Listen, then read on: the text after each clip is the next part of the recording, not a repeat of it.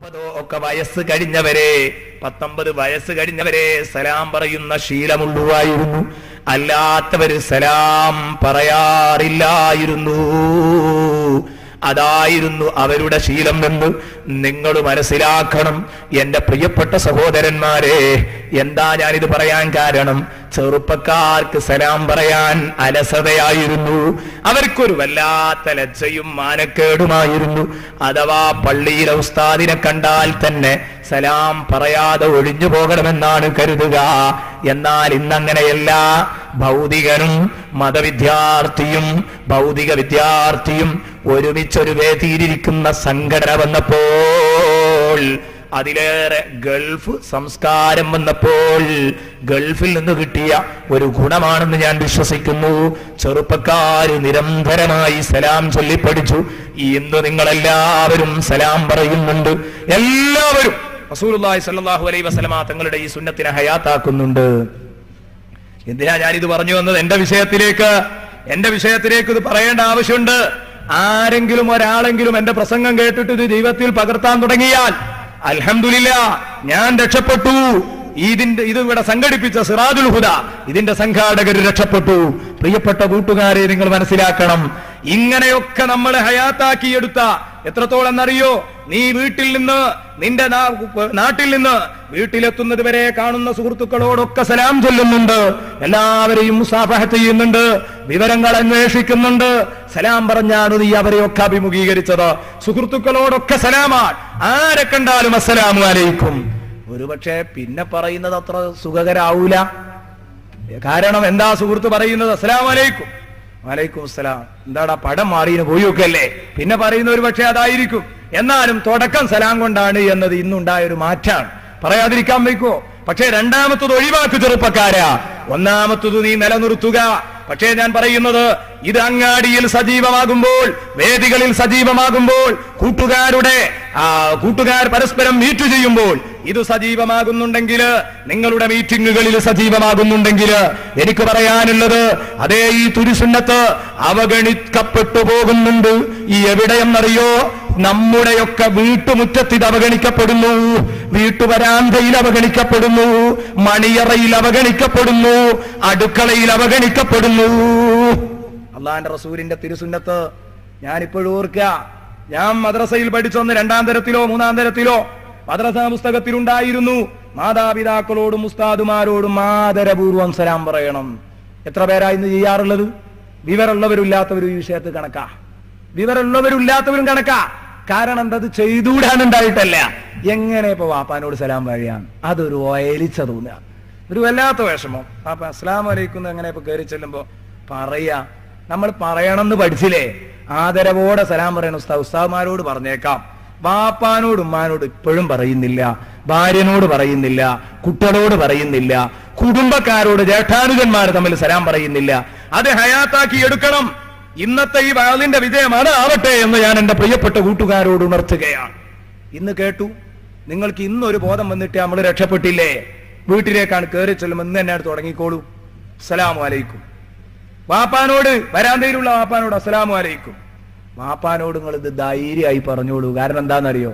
വാപ്പ ഇത് കുറെ കേട്ട് പരിചയമുള്ളതാണ്, പറഞ്ഞും പരിചയമുള്ളതാണ്, മടക്കും പരിചയമുള്ളതാണ്. നേരെ മറിച്ച് ഉമ്മാനോട് അത്ര ധൈര്യപ്പെട്ട് പറഞ്ഞ അപകടം ഉണ്ടായേക്കാം. കാരണം ഉമ്മ ഈ ജീവിതത്തിൽ ഇത്രയും കാലമായിട്ട് സലാം പറഞ്ഞു നോക്കിയിട്ടില്ല, മടക്കി നോക്കിയിട്ടില്ല. അതാണ് ഉമ്മാന്റെയും സഹോദരിന്റെയും സിസ്റ്റം. ഞാനത് പറയുന്നത് എന്തുകൊണ്ട്? എന്റെ പ്രിയപ്പെട്ട ഉമ്മയോട് ഞാൻ ചോദിക്കട്ടെ, പ്രിയപ്പെട്ട ഉമ്മ, നിങ്ങൾ അയൽപക്കത്ത് ഫാത്തിമ താത്തയുടെ അടുത്തേക്ക് അരി പോകുമ്പം ഫാത്തിമാത്ത അരിയുണ്ടോ എന്ന് വിളിച്ചു ചോദിക്കുന്നതിന് പകരം അസ്സലാമു അലൈക്കും എന്ന് പറഞ്ഞ് കടന്നു എന്നാൽ എന്തൊരു സൗന്ദര്യമുണ്ട് പ്രിയപ്പെട്ട ഉമ്മമാരെ, എന്തോ ഒരു ഭംഗിയുണ്ട്. അതിനല്ലേ നിങ്ങൾക്ക് തിരിച്ചു പോരുമ്പോൾ സലാം പറഞ്ഞു പോന്നൂടെ? നിങ്ങളുടെ അയൽക്കാരികളെ അഭിമുഖീകരിക്കുമ്പം, നിങ്ങളുടെ കൂട്ടുകാരികളെ അഭിമുഖീകരിക്കുമ്പം, നിങ്ങൾ ഫോൺ ചെയ്യുമ്പോഴും വെക്കുമ്പോഴും നിങ്ങൾ സഹോദരിമാരോട്, അന്യപുരുഷന്മാരോടല്ല, നിങ്ങളുടെ സഹോദരിമാരോട്, നിങ്ങളുടെ മഹ്റമായ നിങ്ങളുടെ സ്വന്തക്കാരായ സഹോദരന്മാരോട് നിങ്ങൾക്ക് സലാം പറഞ്ഞുകൂടെ? എന്തേ പ്രിയപ്പെട്ട സുഹൃത്തുക്കളെ, സഹോദരിമാരെ ഇത് അവഗണിക്കുന്നത്? അതുകൊണ്ടാ ഞാൻ പറയാൻ കാരണം, ഇതിന്റെ ഉദാഹരണം ഭാര്യയ്ക്ക് പെണ്ണിനിത് പരിചയം കുറവാണെന്നതിന് ഞാനൊരു ഉദാഹരണം പറയാം. നിങ്ങളുടെ ഭാര്യയുടെ പിതാവ് ഒരു പക്ഷേ നിങ്ങളുടെ പിതാവിനോട് സലാം പറയാറുണ്ടാകും. പക്ഷേ നിങ്ങളുടെ ഭാര്യയുടെ മാതാവ് നിങ്ങളുടെ വീട്ടിലേക്ക് കടന്നു വരുമ്പം നിങ്ങളുടെ മാതാവിനോട് സലാം ചൊല്ലാറുണ്ടോ? ഇല്ല. മടക്കാറുണ്ടോ? ഇല്ല. ഇതല്ലേ പ്രിയപ്പെട്ട കൂട്ടുകാരെ നാം കണ്ടുവരുന്നത്. അതുകൊണ്ടാ ഞാൻ പറഞ്ഞത്, ഉമ്മാനോട് ധൈര്യസമേതം പറയാൻ വയ്യ. ഉമ്മാനോട് ധൈര്യപ്പെട്ട് പറയാൻ കുറഞ്ഞൊരു വിഷമം. അതേസമയം വാപ്പാനോട് ധൈര്യമായിട്ട് പറഞ്ഞോളൂ. എന്നാലും വാപ്പാനോട് വേണമെങ്കിൽ അഡ്വാൻസ് ആയിട്ട് അങ്ങ് പറഞ്ഞേക്ക്, ഞാൻ വയത് കഴിഞ്ഞ് വരെ അന്ന് മുതൽ സലാം പറയാൻ തുടങ്ങിയ വാപ്പേ അസ്സലാമു അലൈക്കും. അങ്ങനെ തന്നെ ആയിക്കോട്ടെ തുടക്കം. എന്തൊരു ഭംഗിയുണ്ട്. ഉമ്മാനോടാണ് കടന്നു ചെല്ലുമ്പോൾ അസ്സലാമു അലൈക്കും. ഉമ്മാനോട് എന്തായാലും അഡ്വാൻസ് ആയിട്ട് ഇതൊന്ന് പറയണം, അല്ലെങ്കിൽ ഉമ്മ എന്ത് ചെയ്യുമെന്നറിയോ? പഠിച്ചോനെ, ഉമ്മ അപ്പോഴേക്ക് തന്നെ തലയെ കൈയെട്ടി നിലവിളിക്കാൻ തുടങ്ങും, കരയാൻ തുടങ്ങും, വാവിട്ട് കരയാൻ തുടങ്ങും. ഉമ്മ ചോദിക്കും, പഠിച്ചോനെ എന്റെ കുട്ടിക്ക് പോകുള്ളൂ, ഒരു കുഴപ്പമില്ല, ഇനിയിപ്പൊ എന്തേ പറ്റിയത്? എന്താ അങ്ങനെ പറയാൻ കാരണം എന്നറിയോ? ഞാനിത് കണ്ടണെങ്കിൽ കണ്ടത് വട്ടാവണം, തലക്ക് യോഗില്ലാതെ ആവണം. തലക്ക് സോക്കേടുണ്ടെങ്കിൽ അപ്പൊ തുടങ്ങും. വീട്ടിൽ കാണുന്നവരോടൊക്കെ സലാം പറയും, പെണ്ണുങ്ങളോടും പറയും, ഉമ്മാനോടും പറയും, കുട്ടികളോടും പറയും. അല്ലാതെ ബുദ്ധിയും തന്റെ ഇടവും വിവേകവും ഉള്ള ഒരാൾ ഇത് പറയുന്നത് കണ്ടിട്ടില്ല. സങ്കടം കൊണ്ട് പറയാം. നമ്മൾ പറയേണ്ടതല്ലേ നമ്മുടെ വീട്ടില്. അതുകൊണ്ട് അത് കഴിയട്ടെ. ഉമ്മാനോട് സലാം പറയൂ. അപ്പൊ ഉമ്മ ഒരു പക്ഷേ ഇത് അത്ഭുതത്തോടെ വീക്ഷിച്ചേക്കാം. എന്നാലും അങ്ങനെ വീക്ഷിച്ചാലും 2-3 ദിവസം കഴിഞ്ഞാൽ നന്നാവൂലേ? പിന്നെ അത് കാര്യത്തിലാവൂലേ? ഇനി നിങ്ങളുടെ മണിയറയിലേക്ക് കടന്നു ചെല്ലുമ്പോ ഭാര്യയുണ്ട് അവിടെ, സലാമു അലൈക്കും എന്ന് പറഞ്ഞിട്ട് ഭാര്യയെ മുസാഫഹത്ത് ചെയ്യണം. ഇത് മുസാഫഹത്ത് നമ്മൾ ചെയ്തേക്കാൻ പറ്റുമോ? സലാം പറയാൻ ചിലപ്പോൾ മറന്നു പോകും. അങ്ങനെ ഉണ്ടാവുക. അതുകൊണ്ട് എനിക്ക് പറയാനുള്ളത്, എന്തായാലും പറയണം. ഭാര്യയോട് സലാം പറയണം, അസ്സലാമു അലൈക്കും. അല്ലെങ്കിൽ ഇതിനൊക്കെ ഒരു ധ്വനി കാണുന്നു ഞാൻ. കാരണം കയറി ചൊല്ലുന്ന ഭാഗത്തൊക്കെയുമുള്ള സുഹൃത്തുക്കളോടൊക്കെ അവൻ പറഞ്ഞു. വീട്ടിലേക്ക് എത്തുന്നത് വരെ കണ്ട സുഹൃത്തുക്കളോടൊക്കെ സലാം പറഞ്ഞു. വീട്ടിലേക്ക് അങ്ങ് കടന്നു ചെന്നപ്പം ഭാര്യക്കും ഉമ്മക്കും ഇല്ല. എന്തു പറ്റിപ്പോയി ഇവിടെ? അവിടെയാണ് നമ്മൾ ചിന്തിക്കേണ്ടത്. നിങ്ങൾക്കങ്ങനെ അള്ളാഹുവിന്റെ രക്ഷ ഉണ്ടാവരുതെന്ന വാശിയാണോ നിനക്ക്? അതൊന്നുമല്ല. പിന്നെന്താ പ്രശ്നം? എങ്ങനെ പറയുമെന്നറിയുന്നില്ല, ഒരു വിഷമം. എന്നാൽ അത് തീർക്കണം. ഭാര്യയോട് സലാം പറയുമ്പോ അവള് ചോദിച്ചേക്കാം, എന്താ ഇതൊരു പുതുമാതിരി, ഇതുവരെ ഇല്ലാത്തൊരു ഏർപ്പാടാണല്ലോ, പുതിയൊരു ഏർപ്പാട് തുടങ്ങുക. തുടങ്ങുകയാണ്. വീണ്ടും പറയാം അസ്സലാമു അലൈക്കും. 2-3 തട്ടാട് പറയുമ്പോൾ എടങ്ങേറ് ഒന്ന് ഇനി നിർത്തട്ടെ വിചാരിച്ചിട്ട് വലൈക്കും അസ്സലാം എന്ന് പറയും. എന്നാൽ ഇന്നേ ഇത് തമാശയും കളിയൊക്കെ ആയി പോയതുള്ളൂ. നാളെയും പറയുമ്പോൾ കാര്യത്ത് മടക്കൂലേ? മറ്റന്നാൾ വളരെ ഗൗരവമായില്ലേ വിഷയം? ഇനി ഭാര്യക്ക് കയറി ചെല്ലുമ്പോ സലാം പറയാ, യാത്ര ചോദിച്ച് ഇറങ്ങി പോരുമ്പോ സലാം പറയാ, ഒക്കെ പറയാ. പെണ്ണ് കെട്ടാനുള്ള ചെറുപ്പക്കാരോട് പറയട്ടെ, ഇങ്ങനെയുള്ള വിഷമത്തിനൊന്നും നിൽക്കണ്ട, ആദ്യം തന്നെ ഈ പരിപാടിയാണ് തുടങ്ങിയാൽ മതി, കെട്ടുമ്പോ തന്നെ. എന്നാൽ രണ്ടാൾക്കൊരു വിഷമം ഉണ്ടാവില്ല. ഇത് 4-5 മക്കളായ വാപ്പാരിഞ്ഞിങ്ങനെ ചിന്തിക്കുക. മൂലർ പറഞ്ഞതൊക്കെ ഇപ്പൊ കാര്യം തന്നെയാണ്. വേണമെങ്കിൽ ഇനി ഒരു ഹദീസും കൂടെ പറയാം. സയ്യിദുനാ മുഹമ്മദ് റസൂലുള്ളാഹി സ്വല്ലല്ലാഹു അലൈഹി വസല്ലമ തങ്ങൾ പറയുന്നു, 3 കാര്യം എന്റെ ഹുസൂസിയത്താണ്, 3 കാര്യം എന്റെ പ്രത്യേകതയാണ്. നിങ്ങൾക്കറിയോ അത് മറ്റു സമൂഹങ്ങൾക്ക് നൽകിയിട്ടില്ല. ഒന്ന് സുഫൂഫുസ്സലാ, നിസ്കാരത്തിലെ അണി സമ്പ്രദായം. നിസ്കാരത്തിലെ സ്വപ്പ് കെട്ടിയല്ലേ ഇന്ന് നമ്മൾ ഇശാ നിസ്കരിച്ചത്. ഈ സ്വപ്പായി നിൽക്കുന്ന ഈ സമ്പ്രദായമില്ലേ, ഇത് എനിക്ക് നൽകപ്പെട്ടതാണ്. എന്റെ മുൻഗാമികൾക്കും കൂട്ടായ ആരാധനകൾ ഉണ്ടായിരുന്നു. പക്ഷെ അതൊക്കെ നമ്മൾ സമ്മേളനത്തിൽ കൂടി നിൽക്കും പോലെ കൂടി നിന്നുകൊണ്ടുള്ള ആരാധനയാണ്. ലൈനായി മടം പൊപ്പിച്ചു നിന്നുകൊണ്ടുള്ള ഇത്രയും നല്ല ചിട്ടയിലുള്ള ഒരു ഇബാദത്ത് അവർക്കില്ലായിരുന്നു. അതുകൊണ്ട് നിസ്കാരത്തിലെ സ്വഫ് സമ്പ്രദായം എനിക്ക് അല്ലാഹു വെച്ച് നീട്ടിയ പ്രത്യേകതയാണ്. അതേ രൂപത്തില് എനിക്ക് അല്ലാഹു തന്ന മറ്റൊരു പ്രത്യേകതയാണ് കലിമത്തു ആമീൻ. ആമീൻ എന്ന വചനം, ആമീൻ എന്ന വചനം. ആമീൻ, ഒരാൾ ദുആരക്കുക, മറ്റുള്ളവരൊക്കെ അത്യുച്ചത്തിൽ ആമീൻ, ഞങ്ങളുടെ ദുആ നീ സ്വീകരിക്കണേ എന്ന് പറയുക. ഇതെന്റെ സമൂഹത്തിന് തന്നതാണ്. എന്നിട്ട് നബി പറഞ്ഞു, എന്റെ സമൂഹത്തോട് ജൂതന്മാർക്കുണ്ടായിരുന്ന ഏറ്റവും വലിയ വെറുപ്പ് എന്താണെന്നറിയോ? ഒരാൾ പ്രാർത്ഥിക്കുമ്പോൾ മറ്റുള്ളവർ ആമീൻ എന്ന് പറയുന്ന ഈ ശബ്ദമാണ് എന്റെ സമൂഹത്തിന് ഏറ്റവും കൂടുതൽ എന്റെ സമൂഹത്തിനോട് ജൂതന്മാര് അസൂയ വെക്കാനുള്ള കാരണം. എന്ന് നബി സല്ലല്ലാഹു അലൈഹി വസല്ലം പറഞ്ഞെങ്കിൽ ആ ഹദീസിന് ഇങ്ങനെ ഒരു ധ്വനിയുണ്ടോ എന്ന് ഞാൻ എന്റെ കൂട്ടുകാരോട് ചോദിക്കാൻ ആഗ്രഹിക്കുകയാണ്. ഇന്ന് സമൂഹത്തിലെ ആമീൻ വിരോധികൾ ആരാണോ അവർ ഈ സമൂഹത്തിലെ ജൂതന്മാരാണെന്ന് ഞാൻ പറയുന്നില്ല. ഹദീസിന് അങ്ങനെ ഒരു ധ്വനിയുണ്ടോ നിങ്ങൾ സ്വയം ചിന്തിക്കേണ്ടതാണ്. എന്റെ സുഹൃത്തുക്കളോട് ഞാൻ എന്റെ വിഷയത്തിലേക്ക് വരാം. മൂന്നാമത് നബി പറഞ്ഞത് എനിക്ക് മാത്രം നൽകിയ ഒരു സമ്പ്രദായമാണ് സലാം എന്ന് പറഞ്ഞത്.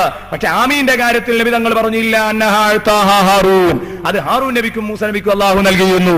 മൂസ നബി ദ്വാരക്കുക, ഹാറൂൻ നബി ആമീൻ പറയുക, അങ്ങനെ ഒരു ശൈലി ഉണ്ടായിരുന്നു. അതുകൊണ്ട് ആമീൻ ഹാറൂൻ നബിക്കും മൂസ നബിക്കും കൊടുത്തിട്ടുണ്ട്. ഹാറൂൻ നബിക്ക് കൊടുത്തിട്ടുണ്ട്, അത് പറയാതിരിക്കാൻ വയ്യ. അത് കഴിച്ചു ബാക്കി എന്റേതു തന്നെയാണ്. ആ കൂട്ടത്തിൽ പെട്ടതാണ് സലാം. അസ്സലാമു അലൈക്കും. വഅലൈക്കും അസ്സലാം വറഹ്മത്തുള്ളാഹി. ഈ ശൈലി ഇതെനിക്ക് കിട്ടിയതാണ്. അതുകൊണ്ടാണ് മുൻഗാമികളായ സ്വഹാബത്ത്, മുൻഗാമികളായ അമ്പിയാക്കളുടെ അവരുടെ കൗമിന്റെ ഒക്കെ കഥ വായിക്കുമ്പം അതിലൊരാൾ മറ്റൊരാളോട് സലാം പറഞ്ഞത് പൊതുവെ കാണുന്നില്ല. നബി തങ്ങളുടെ സമൂഹത്തിന്റെ കഥ പഠിക്കുമ്പം സലാം ഇഷ്ടം പോലെയുണ്ട്. എന്നാൽ നബി സല്ലല്ലാഹു അലൈഹി വസല്ലമ തങ്ങൾ കഴിഞ്ഞ അമ്പിയാക്കളോട് സലാം പറഞ്ഞിട്ടുണ്ട്. അത് ഹബീബിന്റെ സുന്നത്താണ്. ഏതായാലും ഞാൻ പറഞ്ഞു വന്നത് എന്റെ പ്രിയപ്പെട്ട സഹോദരന്മാര് ചിന്തിക്കണം. ഈ സലാമിനെ നമ്മൾ അവഗണിക്കുന്നത് നമ്മുടെ വരാന്തയിലാണ്, നമ്മുടെ മണിയറയിലാണ്, നമുക്ക് വേണ്ടപ്പെട്ടവർക്ക് വേണ്ടിയാണ്. ഇത് നിങ്ങളുടെ ജീവിതത്തിൽ ഉണ്ടാവരുതെന്ന് നിങ്ങളോട് ഞാൻ വസിയ്യത്തും കൂടെ ഒരു വസിയ്യത്തായി പറയുകയാണ്. അതുകൊണ്ട് നിങ്ങൾ മാറി ചിന്തിക്കണം. നിങ്ങളുടെ ഭാര്യമാരോടൊപ്പം നല്ല രൂപത്തിൽ നിങ്ങൾ പെരുമാറണം. ഇനി എനിക്ക് പറയാനുള്ളത് എന്റെ പ്രിയപ്പെട്ട സഹോദരന്മാരോട്, നിങ്ങളുടെ സഹോദരിമാരോടുള്ള ബാധ്യത അൻതുഹ്സിനൂ ഇലൈഹിന്ന ഫീ കിസ്വതിഹിന്ന വതആമിഹിൻ. അൻതുഹ്സിനൂ ഇലൈഹിന്ന ഫീ കിസ്വതിഹിന്ന വതആമിഹിൻ. ഭാര്യമാരുടെ ഡ്രസ്സും ഭക്ഷണവും നല്ലപോലെ നോക്കണം. ഇത് ഭർത്താവിന്റെ ചുമതലയാണ്. കുറെ ആളുകളുണ്ട്, അവരുടെ പരിപാടി എന്താണെന്നറിയോ? രാത്രി സമയത്തു തന്റെ വികാരം ശമിപ്പിക്കാനുള്ള യന്ത്രമായി മാത്രം, വികാരശമനത്തിനുള്ള യന്ത്രമായിട്ട് മാത്രം ഭാര്യയെ കാണുന്നവരുണ്ട്. ഇത് യന്ത്രമല്ല.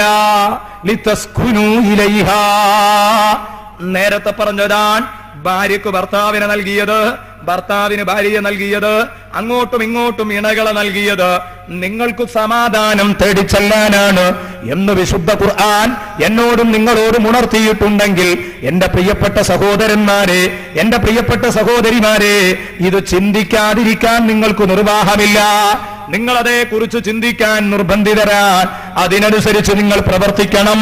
എന്റെ പ്രിയപ്പെട്ട സുഹൃത്തുക്കളോട്, സഹോദരന്മാരോട് അതുകൊണ്ട് പറയട്ടെ, നിങ്ങളുടെ ഭാര്യമാർക്ക് നിങ്ങൾ ഭക്ഷണം നൽകുന്നതില്, ഡ്രസ്സ് നൽകുന്നതില്, ഈ കാര്യങ്ങളിലൊക്കെയും നിങ്ങൾ ശ്രദ്ധിക്കണം.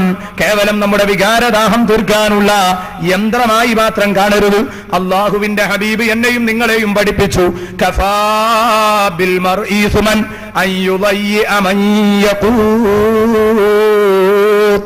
സദഖ റസൂലുള്ളാഹി സ്വല്ലല്ലാഹു അലൈഹി വസല്ലം. ചില ആളുകളുണ്ടാകും ഏതെങ്കിലുമൊക്കെ മക്കാമുകളിലൂടെ ഇങ്ങനെ നടക്കും, സിയാറത്ത് ചെയ്ത് സ്വലാത്ത് ചൊല്ലി ദിക്റ് ചൊല്ലി നടക്കുന്നവരുണ്ട്. ഞാൻ ദിക്റിനെ എതിർക്കുകയല്ല. ദിക്റ് മോശമല്ല, സ്വലാത്ത് മോശമല്ല, മഖാമിലെ സിയാറത്ത് മോശമല്ല. പക്ഷേ ഇവിടെയുള്ള പ്രശ്നം എവിടെയാണെന്നറിയോ? നമുക്ക് പറയാനുള്ള വിഷയം, എന്റെ പ്രിയപ്പെട്ട സഹോദരിമാരും സഹോദരന്മാരും ചിന്തിക്കണം.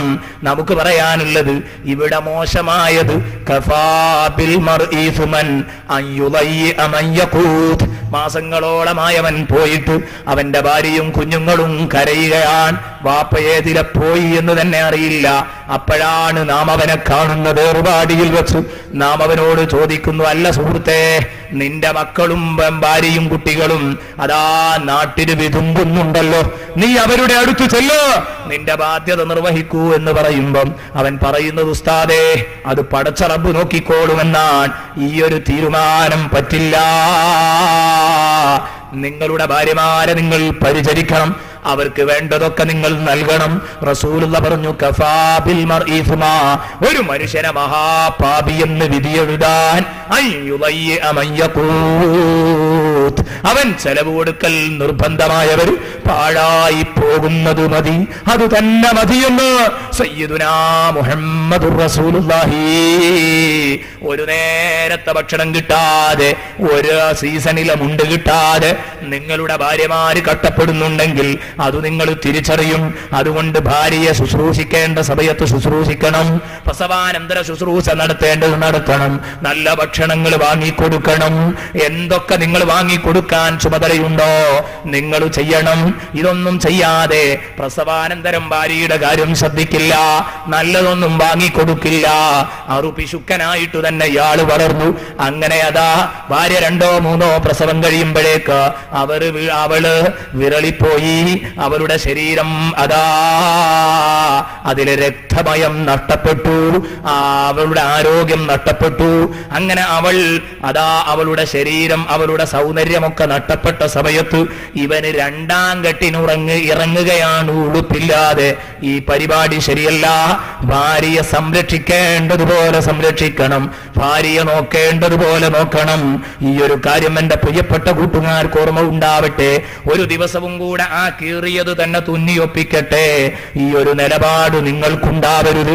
അവൾ ഒരു നേരം ഭക്ഷണം കിട്ടിയില്ലെങ്കിൽ ഇല്ലാതെ ജീവിക്കട്ടെ എന്ന ഒരു ലെവല് എന്റെ പ്രിയപ്പെട്ട മുഅ്മിനീങ്ങളെ നിങ്ങൾക്കുണ്ടാവരുത്. നിങ്ങളുടെ സഹോദരിമാര് നാളെ മഹ്ശറിൽ നിന്ന് എന്നെയും നിങ്ങളെയും പിടിക്കുമെന്ന കാര്യം എന്റെ പ്രിയപ്പെട്ട കൂട്ടുകാർക്ക് ഓർമ്മ വേണം. അൻതുഹ്സിനു ഇലൈഹിന്ന ഫീ കിസ്വതിഹിന്ന വതആമിഹിൻ. ഒരുപക്ഷേ നിങ്ങളുടെ ഭാര്യ മുടക്ക് പറയുന്നില്ലായിരിക്കാം, ഒരുപക്ഷെ നിങ്ങളുടെ കൂടെ ജീവിക്കാൻ തുടങ്ങിയിട്ട് വർഷങ്ങളായി. നിങ്ങൾ ചോദിച്ചേക്കാം, ഞാൻ ഇതൊക്കെ മെച്ചപ്പെടുത്തിയിട്ടുണ്ടെന്ന് പറയുന്നുണ്ടെങ്കിൽ ഒരുപക്ഷെ മെച്ചപ്പെടുത്തിയിട്ടുണ്ടാവില്ല. കാരണം ഉള്ളവൻ അതിനനുസരിച്ച് കൊടുക്കണം, ഇല്ലാത്തവൻ അവന്റെ ആശ്വാസത്തിനനുസരിച്ച് കൊടുത്താൽ മതി, ഉള്ളതിനനുസരിച്ച് കൊടുത്താൽ മതി. ലിയുൻഫിഖ് ദൂ സഅത്തിൻ മിൻ സഅതി വമൻ ഖുദിറ അലൈഹി റിസ്ഖുഹു ഫല്യുൻഫിഖ് മിമ്മാ ആതാഹുല്ലാഹ്. ആശ്വാസമുള്ളവൻ, അത്യാവശ്യമൊക്കെ വകയുള്ളവൻ അവന്റെ വകക്കനുസരിച്ച് നൽകണം. അതേസമയം കുറച്ച് വിഷമം അനുഭവിക്കുന്നവനാണെങ്കിൽ, സ്വന്തം ഭക്ഷണം തന്നെ ഒപ്പിക്കാൻ കഷ്ടപ്പെടുന്നവനാണെങ്കിൽ, വമൻ ഖുദിറ അലൈഹി റിസ്ഖുഹു, സ്വന്തം ഭക്ഷണകാര്യം അവന്റെ മേലിൽ ഇടുങ്ങി നിൽക്കുന്നവനാണെങ്കിൽ, ഫല്യുൻഫിഖ് മിമ്മാ ആതാഹുല്ലാഹ്, അല്ലാഹു കൊടുത്തതിലൊരോരി അവനും അവന്റെ ഭാര്യക്ക് കൊടുക്കണം, മറ്റു മാർഗങ്ങളിലേക്ക് ചെലവഴിക്കണം. എന്റെ പ്രിയപ്പെട്ട മുഅ്മിനീങ്ങളെ, ഞാനിത് പറയുന്നത് എന്തിനാണെന്നറിയോ? നിങ്ങൾ ഇതിന്റെ ഗൗരവം മനസ്സിലാക്കാനാണ്. എന്നിട്ട് എന്റെ ഭാര്യ ഇന്നുവരെ ചെലവ് കിട്ടിയില്ല എന്ന് പറയുകയല്ലാതെ, പരാതി പറയുകയല്ലാതെ അവള് പിണങ്ങിപ്പോയിട്ടില്ലല്ലോ, അവൾ ഇന്നും എന്റെ കൂടെ സഹിച്ചു കഴിയുന്നുണ്ടല്ലോ. അതേ, നിങ്ങളുടെ ഭാര്യ ആഘോഷ ചടങ്ങുകൾ വരുമ്പം അവൾ മനഃപൂർവ്വം ഒഴിഞ്ഞു നിൽക്കുന്നു. കാരണം തന്റെ കൂട്ടുകാരികളുടെ കൂടെ കൂടാൻ, സൽക്കാരത്തിനും കല്യാണത്തിനും കൂടാൻ പറ്റിയ ഡ്രസ്സുകൾ അവളുടെ കയ്യിലില്ല. അതേ രൂപത്തില് നിങ്ങളുടെ അവസ്ഥ ജനങ്ങളെ അറിയിക്കാതെ അവൾ തള്ളി നീക്കുന്നു. മനസ്സിൽ നിങ്ങളോട് സ്നേഹമുണ്ടെന്ന കാരണം കൊണ്ട് അവള് അലക്കു സോപ്പും വാസനാ സോപ്പുമൊക്കെ കുളിക്കടവിൽ ചെന്ന് യാചിക്കുകയാണ് മറ്റുള്ളവരോട്. എന്നിട്ട് നിങ്ങളുടെ മാനം കാക്കുന്നുണ്ട്. ഇത് കരുതി നിങ്ങൾ എല്ലാം തീർന്ന് തികഞ്ഞവരാണെന്ന് കരുതിയിരിക്കരുത്. പരമാവധി ഭാര്യയുടെ അവകാശം പൂർത്തിയാക്കുന്നുണ്ടോ എന്ന കാര്യം നിങ്ങൾ ശ്രദ്ധിക്കണം. ഞാൻ അതുതന്നെ പറഞ്ഞ് സമയം നഷ്ടപ്പെടുത്തുന്നില്ല. സമയം കുറവായതുകൊണ്ട് എന്റെ പ്രിയപ്പെട്ട സഹോദരന്മാരോട് ഈ കാര്യങ്ങളൊക്കെ ഉണർത്തിക്കൊണ്ട്, നിങ്ങളുടെ ഭാര്യമാരോട് നിങ്ങൾ നല്ല നിലക്കു ജീവിക്കണമെന്ന് പറഞ്ഞ് എന്റെ പ്രിയപ്പെട്ട ഉമ്മമാരോട്, സഹോദരിമാരോട് കുറച്ച് കാര്യങ്ങളും കൂടെ പറഞ്ഞ് ഞാൻ എന്റെ പ്രസംഗം അവസാനിപ്പിക്കാം. സഹോദരന്മാരെ, സഹോദരിമാരെ, നിങ്ങൾ കേട്ടത് ഇതുവരെ നിങ്ങളുടെ ഭർത്താക്കന്മാര് നിങ്ങളോട് ജീവിക്കേണ്ട കടപ്പാടുകളെ കുറിച്ചാണെങ്കിൽ പ്രധാനമായ ഒരുപാട് വിഷയങ്ങൾ ഇനിയും പറയാനുണ്ട്. ഞാൻ അതിലേക്കൊന്നും വന്നിട്ടില്ല. കാരണം എന്തുകൊണ്ടെന്നറിയോ? സമയമില്ല എന്ന ഒരൊറ്റ കാരണം കൊണ്ട് തന്നെ ഞാൻ അതിലേക്ക് കടന്നു വന്നിട്ടില്ല. അതുകൊണ്ട് എന്റെ സഹോദരിമാര്, ഈ സഹോദരന്മാർ ഇത് മാത്രമാണുള്ളതെന്ന് കരുതണ്ട. ഭാര്യ പിണങ്ങിയാൽ എങ്ങനെ നന്നാക്കണം എന്നത് പ്രശ്നമാണ്. ഭാഗമാണ്. അതൊക്കെ നിങ്ങൾ കേൾക്കുന്നതായതുകൊണ്ട്, എപ്പോഴും കേൾക്കുന്നതായതുകൊണ്ട് ആ ഭാഗത്തേക്ക് ഞാൻ കടന്നിട്ടില്ല. ഇനി സഹോദരിമാരോട് പറയട്ടെ, ഭർത്താവിനോടുള്ള നിങ്ങളുടെ ബാധ്യത അത് ചെറിയ ബാധ്യതയല്ലെന്ന് നിങ്ങൾ മനസ്സിലാക്കണം. അല്ലാഹുവിന്റെ റസൂൽ സല്ലല്ലാഹു അലൈഹി വസല്ലമ തങ്ങളുടെ അടുത്ത നിങ്ങളുടെ ബാധ്യതകൾ സൂചിപ്പിക്കുന്നതിന്റെ മുമ്പ് ബാധ്യതയുടെ ഗൗരവം ഉൾക്കൊള്ളാൻ വേണ്ടി ഞാൻ ഒരു കാര്യം പറയട്ടെ. റസൂലുള്ളാഹി സ്വല്ലല്ലാഹു അലൈഹി വസല്ലമ തങ്ങളുടെ അടുത്ത് അതാ ഒരു സമയത്ത് ഒരു സഹോദരൻ വന്നിട്ട് പറയുന്നു, ഒരു അഅറാബി വന്നിട്ട്, ഒരു ഗ്രാമീണവാസി വന്ന് പറയുന്നു, ഇന്നി അസ്ലംതു യാ റസൂലല്ലാഹ്, നബിയേ ഞാൻ മുസ്ലിമായി വന്നതാണ്, അങ്ങയുടെ പാർട്ടിയിലെ മെമ്പർഷിപ്പ് ഉണ്ട് എനിക്ക്.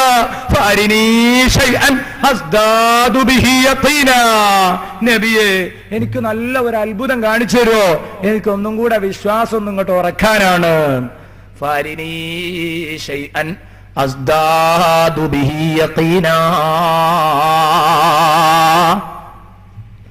എന്താണ് ഈ പറയുന്നത്? നബി സല്ലല്ലാഹു അലൈഹി വസല്ലമ തങ്ങളോട് വന്ന് പറയാ, ഞാൻ മുസ്ലിമായി, നബി ഒരു മുഅ്ജിസത്ത് കാണിച്ചു തരുമോ? റസൂലുള്ളാഹി ചോദിച്ചു, സുഹൃത്തേ നിനക്ക് എന്ത് മുഅ്ജിസത്താ ഞാൻ കാണിച്ചു തരേണ്ടത്? എന്റെ പ്രിയപ്പെട്ട സുഹൃത്ത് പറയ്, എന്ത് മുഅ്ജിസത്ത് വേണം ചോദിച്ചോ. അപ്പോഴാ സുഹൃത്ത് പറയുന്നത്, നബിയേ അങ്ങ് അകലെ വളർന്നു പന്തരിച്ചു നിൽക്കുന്ന ആ വൃക്ഷമില്ലേ നബിയേ, ആ വൃക്ഷത്തോട് നിങ്ങളുടെ അടുത്തേക്ക് വരാൻ പറയണം. അത് നിങ്ങളുടെ അടുത്തേക്ക് ഇങ്ങ് വരണം, നിങ്ങളുടെ മുമ്പിൽ വന്ന് അത് സുജൂദ് ചെയ്യണം. നബി സല്ലല്ലാഹു അലൈഹി വസല്ലമ തങ്ങളോട് പറയുകയാണ്, എന്നിട്ട് അങ്ങയോട് അത് സലാം പറയണം, എന്നാൽ എന്റെ വിശ്വാസം കടുകട്ടിയാകും ഹബീബേ. നബി സല്ലല്ലാഹു അലൈഹി വസല്ലമ തങ്ങൾ പറഞ്ഞു, അതാണോ പ്രശ്നം? വളരെ ചെറിയ പ്രശ്നം. സുഹൃത്തെ നീ ഒരു കാര്യം ചെയ്തോ, നീ തന്നെ ചെന്നങ്ങ് വിളിച്ചേക്ക്, ഞാൻ പോകണ്ട. എന്റെ പ്രതിനിധിയായി നീ ചെന്നിട്ട് പറയ്, അല്ലാഹുവിന്റെ റസൂലിന് ഉത്തരം ചെയ്യണം. അങ്ങനെ ഈ സുഹൃത്ത് ഓടി വന്നു. എന്നിട്ടിതാ ഈ സുഹൃത്ത് പറയുന്നത് കേട്ടോ നിങ്ങൾ, ആ മരത്തിൽ തട്ടിയിട്ട് പറയാൻ, യാ ഷജറത്തു അജീബി റസൂലല്ലാഹ്, വൃക്ഷമേ നീ അല്ലാഹുവിന്റെ റസൂലിന് ഉത്തരം ചെയ്യണം. അല്ലാഹുവിന്റെ റസൂല് നിന്നെ വിളിക്കുന്നുണ്ട്, നീ അങ്ങോട്ട് വരണം വൃക്ഷമേ. വൃക്ഷം നാലു ഭാഗത്തേക്കും ഒന്നിളകി, വലത്തോട്ട് ചാഞ്ഞു, ഇടത്തോട്ട് ചെരിഞ്ഞു, പിന്നോട്ടും മുന്നോട്ടും ഒന്നുപോയി. അതിന്റെ വേരുകൾ അറുത്തതിന്റെ ശേഷം മനുഷ്യനെ പോലെ ലംബമായി വൃക്ഷം നടന്നു നീങ്ങുന്നു. അത്ഭുതം കണ്ട ഈ സ്വഹാബി അതാ അത്ഭുത ചിത്തനായി നിൽക്കുകയാണ്. അങ്ങനെ റസൂലുള്ളാഹിയുടെ അടുത്ത് വന്നപ്പം സ്വഹാബി പറഞ്ഞു, കഫാനി യാ റസൂലല്ലാഹ്, നബിയേ മതി, നബിയേ മതി, ഇനി എനിക്കൊന്നും കാണണ്ട, ആ വൃക്ഷത്തിന്റെ വരവ് തന്നെ മതി നബിയേ. എന്നിട്ട് പറഞ്ഞു, നബിയേ മതി, ഇനി എന്താ ചെയ്യേണ്ടത്? നബി സല്ലല്ലാഹു അലൈഹി വസല്ലം ചോദിച്ചു. അദ്ദേഹം പറഞ്ഞു, അത് പോയി അവിടെ തന്നെ നിൽക്കട്ടെ. റസൂലുള്ളാഹി പറഞ്ഞു, വന്നിടത്തേക്ക് തന്നെ പോവുക. മരം തിരിച്ചു പോയിട്ട് യഥാസ്ഥാനത്ത് വേരുറപ്പിച്ചു നിൽക്കുകയാണ്. ഇത് കണ്ട സഹാബി ഓടി വന്നിട്ട് സയ്യിദുനാ ഹബീബുനാ മുഹമ്മദുർ റസൂലുള്ളാഹി സ്വല്ലല്ലാഹു അലൈഹി വസല്ലമ തങ്ങളുടെ കൈ പിടിച്ചിട്ട് പറയാൻ, ഹബീബേ അസ്ജുദു ലക യാ റസൂലല്ലാഹ്, നബിയേ ഞാൻ അങ്ങേക്ക് വേണ്ടി ഒന്ന് സുജൂദ് ചെയ്യട്ടെ നബിയേ. പറ്റില്ല മോനെ, പറ്റില്ല, അത് പറ്റൂലല്ലോ. എന്നല്ല ലാ യസ്ജുദു അഹദുൽ ലിഅഹദ്, ഒരാളും ഒരാൾക്കും സുജൂദ് ചെയ്യാൻ പറ്റൂല മോനെ. അഥവാ അങ്ങനെ ലൗ കുന്തു ആമുറു അഹദൻ, ഞാൻ ആരോടെങ്കിലും കൽപ്പിച്ചിരുന്നുവെങ്കിൽ അയ്യസ്ജുദ ലി അഹദിൻ, മറ്റൊരാൾക്ക് സുജൂദ് ചെയ്യാൻ കൽപ്പിച്ചിരുന്നെങ്കിൽ ലഅമർതുൽ മർഅത അൻ തസ്ജുദ ലി സൗജിഹാ, ലഅമർതുൽ മർഅത അൻ തസ്ജുദ ലി സൗജിഹാ. സദഖ റസൂലുള്ളാഹി. ആ ഒരൊറ്റ കാര്യം പോരെ എന്റെ പ്രിയപ്പെട്ട സഹോദരിമാരെ, ഭർത്താവിനോടുള്ള ഗൗരവത്തിലെന്ന് മനസ്സിലാക്കാൻ. ഒരാൾക്കും സുജൂദ് ചെയ്യാൻ പറ്റൂലല്ലോ സുഹൃത്തെ. അങ്ങനെ പറ്റുമായിരുന്നെങ്കിൽ, ഞാൻ ഒരാൾ മറ്റൊരാൾക്ക് സുജൂദ് ചെയ്യണമെന്ന് കൽപ്പിക്കുകയായിരുന്നെങ്കിൽ പെണ്ണിനോട് ഞാൻ അവരുടെ ഭർത്താവിന് സുജൂദ് ചെയ്യാൻ പറയുമായിരുന്നല്ലോ. ഇത് ചില്ലറ കാര്യാ. പക്ഷെ പറ്റാത്തത് കൊണ്ട് ചെയ്യാൻ വയ്യ. ഭാര്യ ഭർത്താവിന് സുജൂദ് ചെയ്യരുത്, കാരണം അത് അള്ളാഹുവിന് മാത്രമുള്ളതാണ്. അതുകൊണ്ട് ചെയ്യരുതെന്ന് മാത്രം സംഗതി പറ്റിയിരുന്നെങ്കിൽ ഞാൻ പറയുമായിരുന്നല്ലോ. അപ്പൊ ഇവിടെ നിന്ന് നമുക്ക് പെണ്ണിന് തന്റെ ഭർത്താവിനോടുള്ള ബാധ്യതയുടെ ആഴവും പരപ്പും എത്രയുണ്ട് എന്ന് മനസ്സിലാകുന്നില്ലേ? എന്റെ പ്രിയപ്പെട്ട സഹോദരിമാരിൽ പലരും ഭർത്താവിനെ വെറുതെ വിഷമിപ്പിക്കുന്നവരാണ്. വെറുതെ വിഷമിപ്പിക്കുക എന്ന് പറയുമ്പം വെറുതെ വിഷമിപ്പിക്കുന്നവരും ഒന്ന് ഭർത്താവിനെ വിഷമിപ്പിക്കുന്നത് വെറുതെ ഒന്ന് പറഞ്ഞ് രണ്ടാമത്തതിനോട് ഭർത്താവിനോട് വളഞ്ഞത് മാത്രം പറയാൻ പഠിച്ച പെണ്ണുങ്ങളുണ്ട്. ഒന്ന് പറഞ്ഞ് രണ്ടാമത്തതിന് അവൾ കയർക്കും, അവള് പൊട്ടിത്തെറിക്കും. ഈ സ്വഭാവം ശരിയല്ല. എന്റെ പ്രിയപ്പെട്ട സഹോദരിമാര് കരുതിക്കോ, നാളെ പടച്ച റബ്ബിന്റെ മുമ്പിൽ എനിക്കും നിങ്ങൾക്കും രക്ഷപ്പെടണ്ടേ? രക്ഷപ്പെടണമെങ്കിൽ ഭർത്താവിനെ തൃപ്തിപ്പെടുത്തിക്കോ. അയ്യുമംറഅത്തിൻ മാതത് വസൗജുഹാ അൻഹാ റാളിൻ ദഖലത്തിൽ ജന്ന. ഏതെങ്കിലും ഒരു പെണ്ണ് മരിച്ചുപോയി, അവളുടെ ഭർത്താവ് അവളെ തൊട്ട് പൂർണ്ണമായും തൃപ്തിയാണവന്, എന്നാൽ അവൾ സ്വർഗത്തിൽ കടന്നതു തന്നെ. ഷഫീഉനാ മുഹമ്മദുർ റസൂലുള്ളാഹി. എന്തേ സഹോദരിമാരെ ഈ പറഞ്ഞത്? ഭർത്താവിന് 100% ഇഷ്ടമാകണമെങ്കിൽ എന്തു ചെയ്യണം? നിങ്ങളുടെ നാക്കു നിങ്ങൾ നിയന്ത്രിക്കണം. നല്ല സഹോദരിമാരാകണം. ഭർത്താവിനെ ഒരിക്കലും വിഷമിപ്പിക്കരുത്. ഭർത്താവിനെ നിങ്ങൾ എപ്പോഴും സന്തോഷിപ്പിക്കുന്ന ശീലക്കാരായിരിക്കണം. എങ്കിലേ നിങ്ങൾക്കൊരു യഥാർത്ഥ ഭാര്യയായി സ്വർഗം നേടാൻ കഴിയുകയുള്ളൂ. ഭർത്താവിനോട് കഴിയാത്ത കാര്യങ്ങൾ ഭർത്താവിനോട് നിർബന്ധിക്കരുത്. തന്റെ ബാധ്യത, തനിക്ക് തന്റെ കഴിവിലൊതുങ്ങാത്ത കാര്യങ്ങൾ ഭർത്താവിനോട് നിർബന്ധിക്കുന്ന സഹോദരിമാരുണ്ട്. അങ്ങേ പുറത്തുള്ള മുതലാളിയുടെ ഭാര്യ കഴിയും പോലെ എനിക്കും വേണമെന്ന് നിർബന്ധിക്കുന്നവരുണ്ട്. സഹോദരിമാരെ, ദയവ് ചെയ്തു നിങ്ങളത് ചെയ്യരുത്. അതൊന്നും നിങ്ങൾ നിങ്ങളുടെ ഭർത്താക്കന്മാരോട് നിർബന്ധിക്കരുത്. നബി സല്ലല്ലാഹു അലൈഹി വസല്ലമ തങ്ങൾ ഭർത്താക്കന്മാരിൽ നിന്ന് കിട്ടുന്നത് പറ്റി ജീവിക്കുന്ന സഹോദരിമാരെ അങ്ങേയറ്റം പുകഴ്ത്തിയാണ് പറഞ്ഞത്. അവർക്ക് വലിയ പ്രതിഫലമാണ് വെച്ചു നീട്ടിയത്. ഈ കാര്യം എന്റെ പ്രിയപ്പെട്ട സഹോദരന്മാരും സഹോദരിമാരും ഉൾക്കൊള്ളാൻ നിർബന്ധിതരാണ്. സഹോദരിമാര് പ്രത്യേകം ഉൾക്കൊള്ളണം.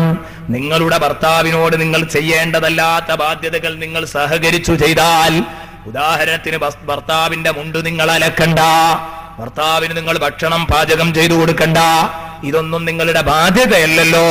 പക്ഷേ ഒരു പെണ്ണത് ചെയ്താൽ അവളുടെ കൂലി കണക്കാക്കാൻ കഴിയുകയില്ലെന്ന് ഒരിക്കൽ ബീവി ഫാത്തിമ റളിയല്ലാഹു അൻഹായോട് നബി സല്ലല്ലാഹു അലൈഹി വസല്ലം പറയുന്നു. അലിയാരുടെ മുണ്ടലക്കി കൊടുക്കാൻ പ്രേരിപ്പിക്കുന്നു. അലിയാർക്ക് ഭക്ഷണം ഒരുക്കി കൊടുക്കാൻ, അലിയാരെ പരമാവധി സേവിക്കണമെന്ന് പഠിപ്പിക്കുകയാണ്.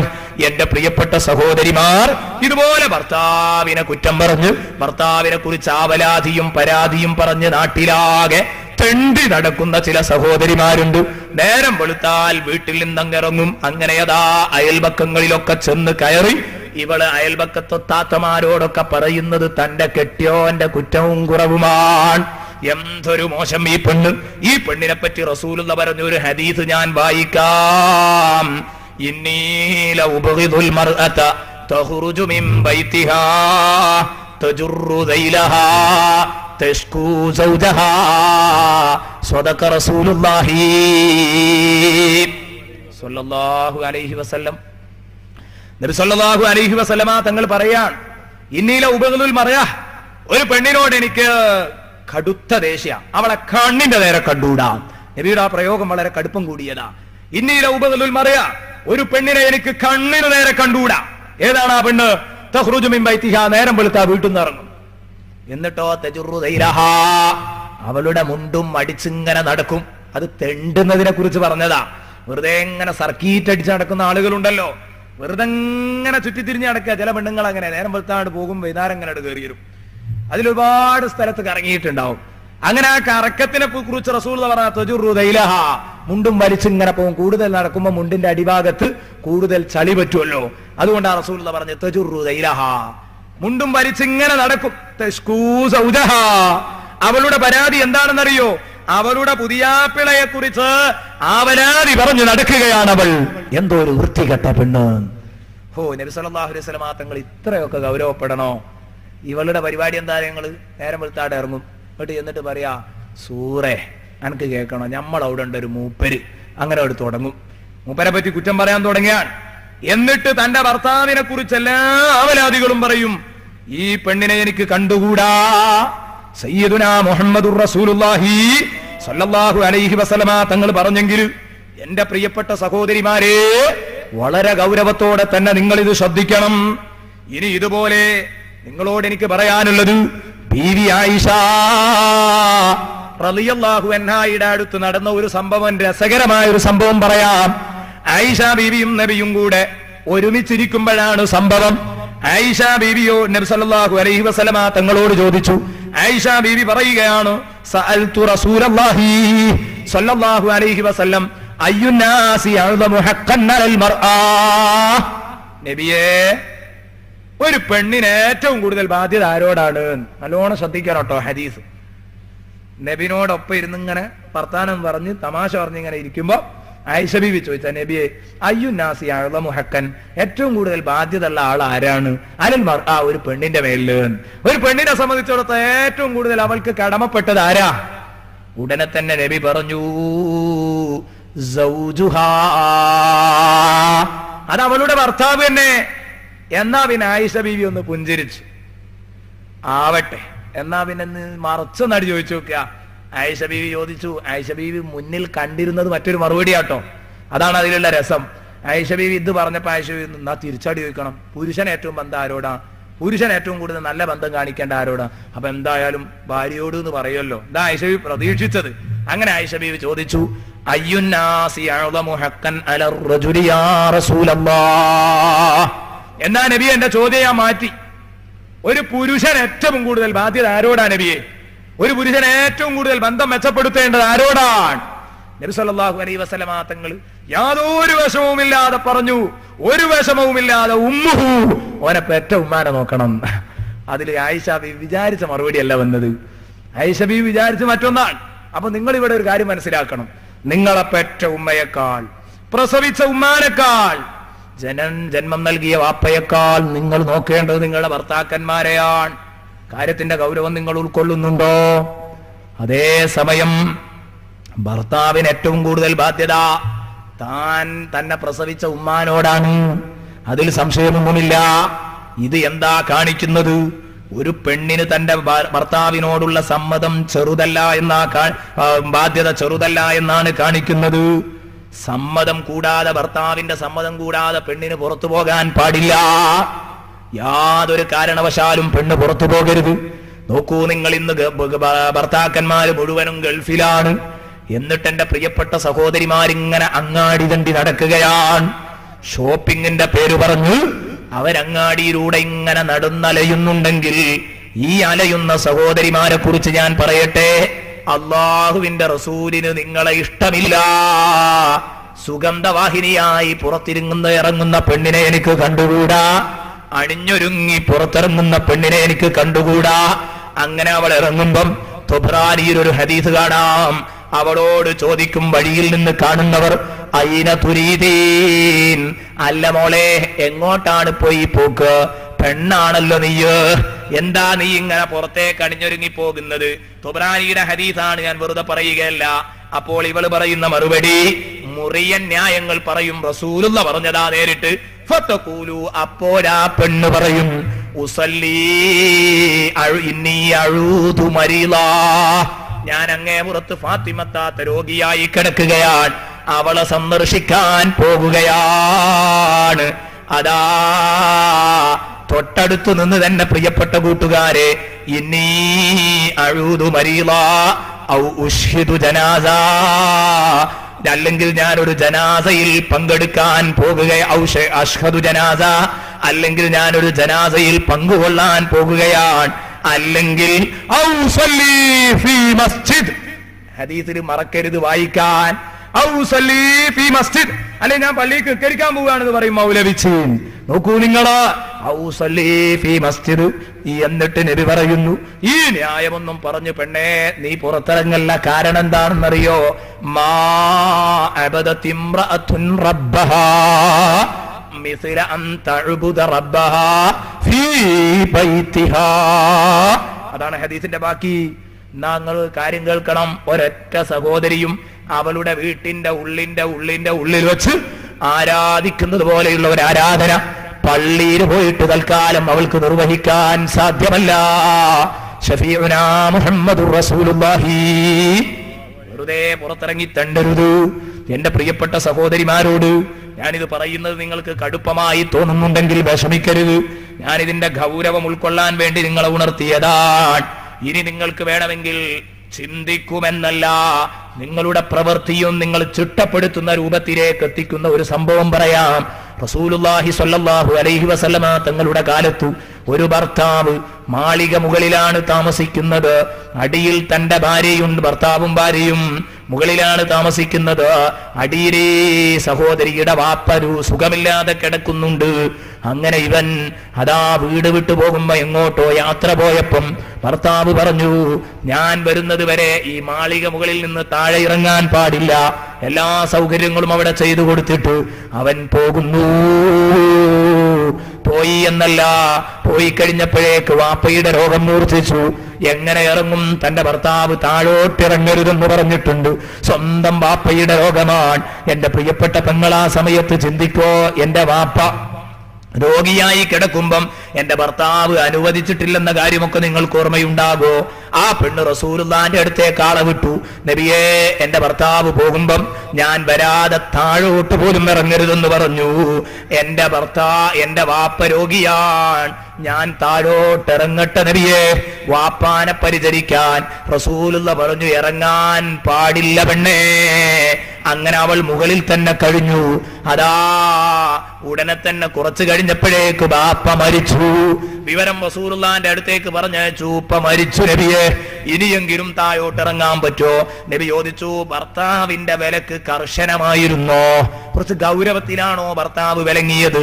അതേ ഗൗരവത്തിലാണ്, ഒരു നിലക്കും ഇറങ്ങിപ്പോകരുതെന്നാണ്. എന്നാലും മോളെ, നിന്റെ വാപ്പ മരിച്ചാലും ശരി നീ താഴോട്ടിറങ്ങരുത്. പെണ്ണിറങ്ങിയില്ല.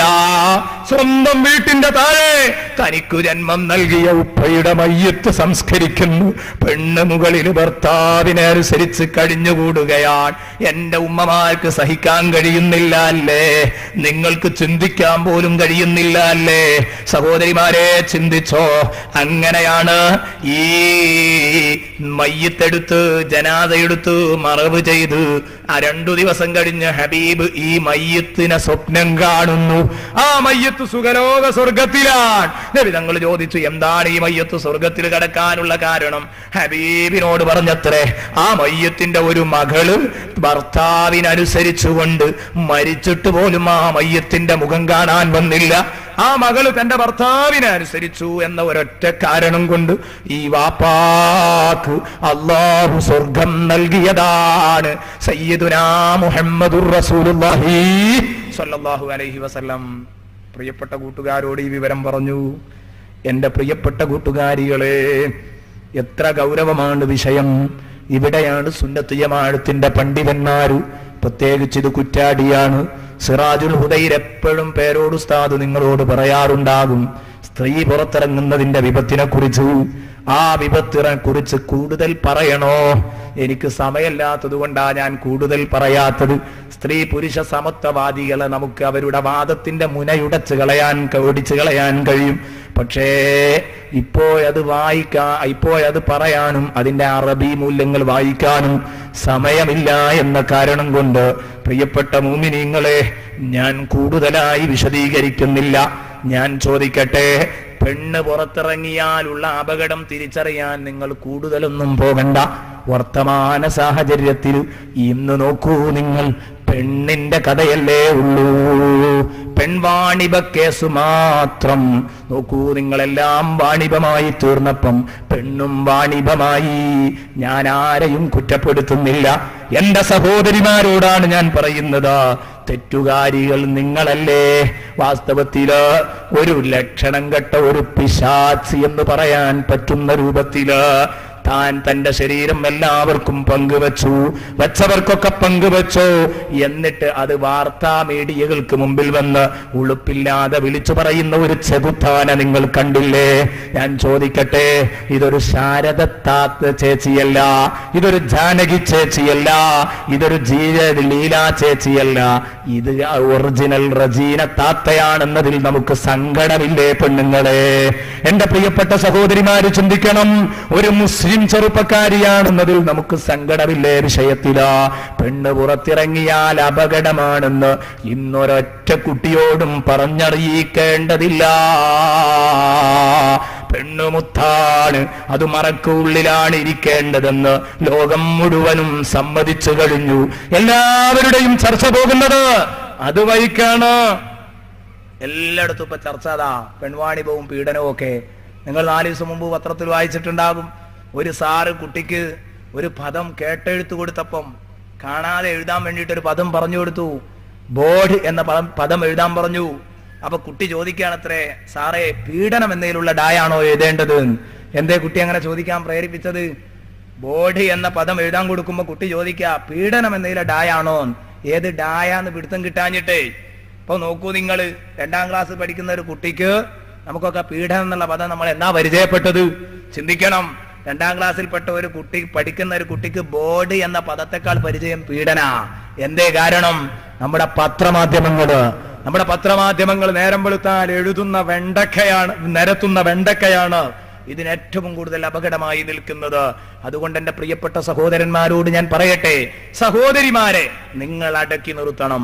വീട്ടിന്റെ ഉള്ളിൽ കൂടേണ്ടവരാണ് ഇവര്. വിശുദ്ധ ഖുർആനില് നമ്മളെപ്പോഴും ഉദാഹരണം പറയാറുണ്ട്, മുന്തിയ സാധനം ഉള്ളിലാ നിൽക്കേണ്ടത്. സ്വർണ്ണക്കടയിൽ ചെന്ന് നോക്കിയാൽ നിങ്ങൾ അവിടെ സ്വർണം കാണും. എവിടെ ഉണ്ടാകുക? മുറ്റത്ത് വലിച്ചിട്ടിട്ടുണ്ടാവൂല.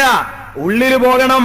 എന്നിട്ട് അലമാരി തുറന്നിട്ട് ഒരു പെട്ടിന്റെ ഉള്ളില്, അതിന്റെ ഉള്ളിൽ മറ്റൊരു പെട്ടി, അതിന്റെ ഉള്ളിൽ ചുവന്ന കടലാസിൽ പൊതിഞ്ഞു വെച്ചിരുന്ന ഈ സ്വർണം എന്തുകൊണ്ടാ ഇത്ര ഉള്ളിന്റെ ഉള്ളിലേക്ക് ഒതുക്കിയത്? അതേസമയം നീ അമ്മി വാങ്ങാൻ ചെന്നാലോ മുറ്റത്ത് ഇഷ്ടംപോലെ വലിച്ചിട്ടിട്ടുണ്ട്, പാകുള്ളത് തെരഞ്ഞെടുക്കാം. എന്തേ മാറ്റം? ഈ അമ്മിയിട്ടതുപോലെ ഈ സ്വർണം ഇടണമെന്ന് വാദിക്കുന്നവരാണ് സമത്വവാദികൾ എന്ന് ഞാൻ അഭിപ്രായപ്പെടുകയാണ്. അങ്ങനെ ഇട്ടാൽ എന്താ ഉണ്ടാകുക? ആൺകുട്ടികൾ കയ്യിലാക്കുമല്ലേ? അതാ നബിയും പറഞ്ഞത്, അൽ മർഅതു ഔറ ഇദാ ഖറജത് ഇസ്തശ്റഫഹ ശൈത്താൻ. എന്താണ് ഭംഗിയുള്ള പ്രയോഗം അല്ലേ? പെണ്ണ് നാണമാണ്. ഇദാ ഖറജത്, അവൾ പുറത്തിറങ്ങിയാൽ, ഇസ്തശ്റഫഹ ശൈത്താൻ, ചില പൂവാലന്മാരവരെ തട്ടിക്കൊണ്ടുപോകും. പൂവാലന്മാരവരെ ശ്രദ്ധിച്ച് വീക്ഷിക്കും. ഇസ്തശ്റഫ എന്ന് പറഞ്ഞ പദത്തിന്റെ അർത്ഥം അതാ, കണ്ണിന് മുകളിൽ കൈവച്ച് ഇങ്ങനെ ശ്രദ്ധിക്കുക എന്ന് പറഞ്ഞാൽ പുറത്തിറങ്ങിയാൽ ഇതിങ്ങനെ പാത്തും പതുങ്ങിയും നോക്കാൻ കുറെ ഞരമ്പ് രോഗികളുണ്ട്. ഇതാണ് ശൈത്താൻ. മിനൽ ജിന്നത്തി വന്നാസ്, പിശാച്ചുണ്ട്. അതിൽപ്പെട്ട പിശാച്ചാണ് ഈ പറയുന്നത്. അതുകൊണ്ട് എന്റെ പ്രിയപ്പെട്ട സഹോദരിമാര് ശ്രദ്ധിക്കണം, ഇറങ്ങിയിടത്തോളം പെണ്ണ് മാനം കെട്ടിട്ടേ ഉള്ളൂ. അതുകൊണ്ട് ഇറങ്ങരുത്. മാത്രമല്ല, ഇത് നമ്മൾ പറയുമ്പം വെറുതെ മുസ്ലിയാക്കന്മാര് നമ്മളെ പറ്റിക്കുക, നമ്മളെ അടുക്കളയിലേക്ക് ഒതുക്കാനുള്ള ശ്രമം, നമ്മളെ വീട്ടിന്റെ ഉള്ളിലേക്ക് ഒതുക്കാനുള്ള ശ്രമം.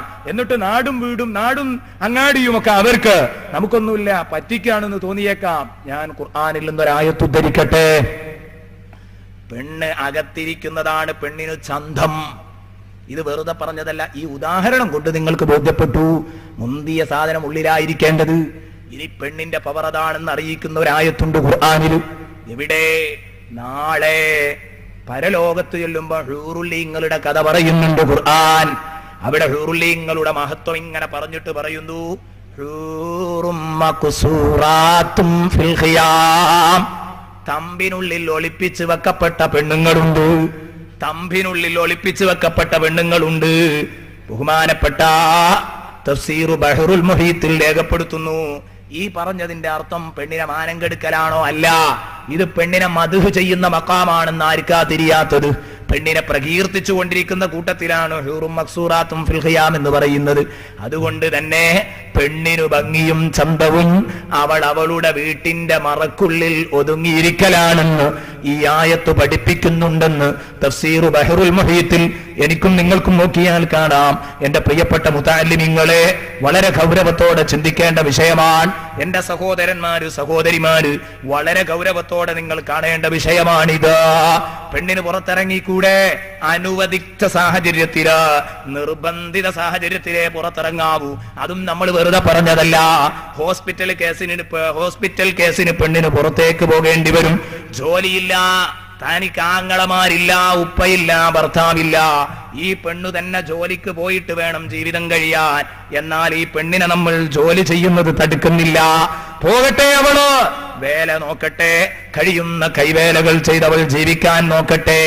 ഇതിനു തടസ്സം പറയുന്നില്ല. ഇതിനും വേണമെങ്കിൽ ഖുർആനിൽ നിന്നൊരായത്ത് ഉദ്ധരിക്കാം ഞാൻ. എന്റെ പ്രിയപ്പെട്ട സുഹൃത്തുക്കൾ ചിന്തിക്കുക.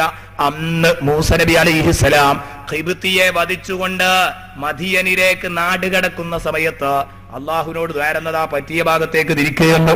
ഏതായാലും ആ ഭാഗത്തേക്ക് മദിയനിലേക്ക് അള്ളാഹു തിരിച്ചു. അങ്ങനെ മദിയനിൽ വരുമ്പം അതാ ആ പൊതുകിണറ്റിന്റെ അടുത്ത് എല്ലാവരും ആണും പെണ്ണും ഇടകലർന്ന പരപുരുഷ സങ്കലനമാണ് അവിടെ നടക്കുന്നത്. അങ്ങനെ എല്ലാവരും അതാ പരസ്പരം തിക്കി തിരക്കി അവിടെയുള്ള ആളുകളൊക്കെ വെള്ളം കോരിക്കൊണ്ടിരിക്കുമ്പോഴാണ് മൂസ നബി അലൈഹിസ്സലാത്തു വസ്സലാം കാണുന്നത് 2 പെൺകുട്ടികൾ മാത്രം വളരെ മാന്യത പുലർത്തുന്നുണ്ട്. അവര് ദൂരെ ഒഴിഞ്ഞു നിൽക്കുന്നു. അവര് വെള്ളം കോരുന്നില്ല, അവരൊന്നിനുമില്ല, അവര് ദൂരെ ഒഴിഞ്ഞു നിൽക്കുക. അപ്പൊ മൂസ നബിക്ക് ഇങ്ങനെ തോന്നി, ഇതെന്തോ ഒരു പ്രത്യേകത ഉണ്ടല്ലോ ഈ കുട്ടിയേക്ക്. അവരുടെ അടുത്ത് വന്നിട്ട് ചോദിച്ചു, കാലമാ ഖതുബുകുമാ. മൂസ നബി ചോദിച്ചു, മാ ഖതുബുകുമാ, നിങ്ങളുടെ പ്രോബ്ലം എന്താണ്? എന്താ നിങ്ങളുടെ പ്രശ്നം? ഇങ്ങനെ ഒഴിഞ്ഞു നിൽക്കാനുള്ള കാരണം അവരൊക്കെ ഇങ്ങനെ തിക്കി തിരക്കി വെള്ളം എടുക്കുന്നത് കാണുന്നില്ലേ? നിങ്ങൾക്കും പോയി വെള്ളം എടുത്തൂടെ എന്ന് ചോദിച്ചപ്പം ബഹുമാനപ്പെട്ടവരോട് പറയാണ് ഈ കുട്ടികൾ, ഖാലതാ ലാ നസ്ഖീ ഹത്താ യുസ്തിറ റിയാദ്. ഈ കാണുന്ന ആട്ടിടയന്മാര് തിക്കിത്തിരക്കും പോലെ ഞങ്ങൾക്ക് തിരക്കാൻ പറ്റൂല. ഞങ്ങൾക്ക് ആടിന് വെള്ളം കിട്ടണം, ഞങ്ങൾക്കും വെള്ളം വേണം കുടിക്കാനും, ഞങ്ങളുടെ കാലികളെ കുടിപ്പിക്കാനും ഒക്കെ ഞങ്ങൾക്കും വെള്ളം കോരണം. പക്ഷേ ലാനസ്കി, ഞങ്ങൾ വെള്ളം കോരൂല. ഹത്താ യുസ്തിറ റിയാദ്. ഈ കാണുന്ന ആട്ടിടയന്മാരൊക്കെ പിരിഞ്ഞു പോകുന്നത് വരെ. അതെന്തേ കാരണം? നിങ്ങളായിട്ട് അങ്ങനെ ഒന്നുമല്ല, ഞങ്ങൾക്ക് മാന്യത ഉണ്ട്. ഉളുപ്പുള്ളവർക്ക് ആ പണി ചെയ്യാൻ പറ്റൂല. ആണും പെണ്ണും ഇങ്ങനെ തിക്കി തിരക്കിയത് എടുക്കാൻ പറ്റൂല. അതുകൊണ്ട് ഞങ്ങൾ മാറിയിരിക്കുകയാണ്, തിരക്കൊക്കെ കഴിഞ്ഞിട്ടേ എടുക്കുള്ളൂ. എന്നാൽ നിങ്ങളൊരു കാര്യം ശ്രദ്ധിച്ചിട്ടുണ്ടോ? എന്റെ മുതഅല്ലിമീങ്ങൾ ഓതിയപ്പോൾ അതിന്റെ ബാക്കി ഭാഗം നിങ്ങൾ ശ്രദ്ധിച്ചിട്ടില്ലേ? ലാ നസ്ഖീ ഹത്താ യുസ്തിറ റിയാൽ വഅബൂനാ ശൈഖുൻ കബീർ. ഞങ്ങളെ വാപ്പ കിടപ്പിലാണ് കേട്ടോ. ഞങ്ങളെ വാപ്പ വാർദ്ധക്യ സഹജമായ രോഗങ്ങളാൽ വീട്ടിൽ കിടപ്പിലാണ്. ഇത് മൂസ നബി ചോദിച്ചോ അവരോട്? ചോദിക്കാത്ത ചോദ്യത്തിന് എന്തിന് ഉത്തരം പറഞ്ഞു? മുഖദ്ദറായ ഒരു സുആലിനുള്ള ജവാബല്ലേ? എന്തിനാണ് ഇത് പറഞ്ഞത്? ഒരു സാങ്കല്പിക ചോദ്യത്തിന് ഉത്തരം പറയേണ്ട വിഷയം എന്തിവിടെ ഉണ്ട്? ഇവരെന്താ പറഞ്ഞത്? ഞങ്ങൾ അങ്ങനെ അന്യ പുരുഷന്മാരോടൊപ്പം തിക്കാനും തിരക്കാനൊന്നും പോകൂല. അപ്പൊ മൂസ നബി ചോദിക്കും, മൂസ നബി ഹക്കീമല്ലേ, ആ മൂസ നബിയെ ചോദിക്കും, എന്നാ പിന്നെ അത്ര ചാരിത്ര ശുദ്ധിയും മാന്യതയും ഒക്കെ പ്രസംഗിക്കുകയാണെങ്കിൽ പെണ്ണായ നിങ്ങളെ പുറത്ത് കാണാൻ തന്നെ പറ്റൂലല്ലോ, എങ്ങനെ ഇവിടെ എത്തി? അത് ചോദിക്കും. അപ്പൊ ആ ചോദ്യങ്ങൾ വരുന്നതിന് മുമ്പ് മറുപടിയാ വഅബൂനാ ശൈഖുൻ കബീർ. ആങ്ങളാരില്ല, ആകെ ഒരു വാപ്പയുള്ളത്, അത് കിടപ്പിലുമാണ്. പിന്നെ ഞങ്ങളല്ലാതെ ആര് വെള്ളം കോരും? നിർബന്ധിത സാഹചര്യത്തിലാണ് ഞങ്ങൾ വീട് വിട്ടിറങ്ങിയത്. നിർബന്ധിത സാഹചര്യത്തിലെ പെണ്ണിന് പുറത്തിറങ്ങാവൂ. അല്ലെങ്കിൽ ആ പദം അവിടെ കൊണ്ടുവരേണ്ട ആവശ്യമില്ലല്ലോ. വഅബൂനാ ശൈഖുൻ കബീർ. അതുകൊണ്ട് എന്റെ പ്രിയപ്പെട്ട മുഅ്മിനീങ്ങളോട്, എന്റെ പ്രിയപ്പെട്ട സഹോദരിമാരോട് ഞാൻ പറയട്ടെ, നിർബന്ധിത സാഹചര്യത്തിലല്ലാതെ നിങ്ങൾ പുറത്തിറങ്ങാൻ പാടില്ല. ഈ കാര്യം നിങ്ങൾ വളരെ ഗൗരവത്തോടെ കാണണം എന്ന് എന്റെ പ്രിയപ്പെട്ട സഹോദരിമാരോട് പറയട്ടെ. പറയാൻ സമയം കുറവായതുകൊണ്ട് ഞാൻ ചുരുക്കുകയാണ്. നിങ്ങൾ വെറുതെ ഏതു ചെയ്യരുത്, അങ്ങാടിയിലൂടെ ചുറ്റിത്തിരിഞ്ഞു നടക്കുന്ന ഈ സ്വഭാവം ഒഴിവാക്കുക. ഇനി വേണ്ടത് നിങ്ങൾ നിങ്ങളുടെ ഭർത്താവ് പറയുന്നതനുസരിക്കുക. സയ്യിദുനാ മുഹമ്മദുർ റസൂലുള്ളാഹി സ്വല്ലല്ലാഹു അലൈഹി വസല്ലമ തങ്ങളുടെ അടുത്ത് വന്നുകൊണ്ട് ഒരു പെണ്ണ് പറയുന്നു, നബിയേ, ഈ ജിഹാദിന്റെ കൂലിയൊക്കെ, യുദ്ധം ചെയ്ത കൂലിയൊക്കെ ആണുങ്ങൾ കൊണ്ടുപോയല്ലോ, ഞങ്ങൾക്കതിന് പറ്റുന്നില്ലല്ലോ.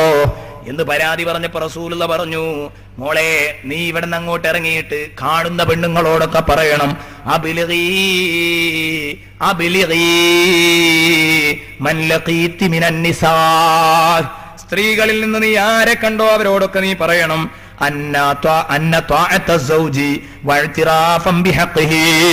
ഭർത്താവിനെ അനുസരിക്കലും ഭർത്താവിന്റെ അവകാശം സമ്മതിക്കലും യുദ്ധത്തിന്റെ കൂലിയോട് കടപിടിക്കുമെന്ന വിഷയം, അതിനോട് സമാനമാകുമെന്ന വിഷയം നീ കാണുന്ന പെണ്ണുങ്ങളോടൊക്കെ പറയണം. സംഗതി അങ്ങനെയുള്ളത്, ഭർത്താവിനെ അനുസരിച്ച് അവന്റെ ബാധ്യതയൊക്കെ നിറവേറ്റിയാൽ നിങ്ങൾക്ക് ആ കൂലിയുണ്ട് അതിനു പകരം. പക്ഷേ എന്തു ചെയ്യാനാവ ഖലീലും മിൻകുന്ന മയ്യഫ്അലു വഖലീലും മിൻകുന്ന മയ്യഫ്അലു, പക്ഷേ നിങ്ങളിൽ ഇത് ചെയ്യുന്നവർ വളരെ വിരളമാണ്. നബി സല്ലല്ലാഹു അലൈഹി വസല്ലം പഠിപ്പിക്കുകയാണ്. ശരിയല്ലേ? ഭർത്താവ് പറഞ്ഞത് അനുസരിക്കാൻ നിങ്ങൾക്ക് വിഷമമുണ്ട്, അത് ചെയ്യുന്നവർ നിങ്ങളുടെ കൂട്ടത്തിൽ വളരെ തുച്ഛമാളുകളേ ഉള്ളൂ.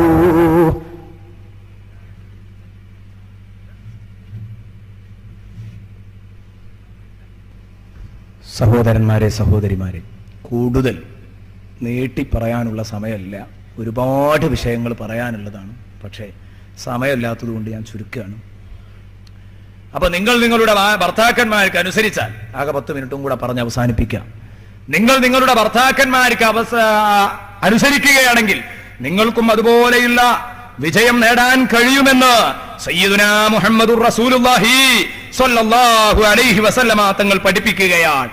ഇനി എന്റെ പ്രിയപ്പെട്ട സുഹൃത്തുക്കളോട് പറയാനുള്ളത്, സഹോദരന്മാരോടും സഹോദരിമാരോടും പറയാനുള്ളത്, ഇതൊക്കെ നിങ്ങളുടെ പെരുമാറ്റ ചട്ടങ്ങളില് നിങ്ങൾ പാലിക്കേണ്ട നിയമങ്ങളാണ്. അതേസമയം എനിക്ക് പറയാനുള്ളത്, നിങ്ങളുടെ ശാരീരിക ബന്ധത്തിലും ഒരുപാട് ബാധ്യതകളുണ്ട്.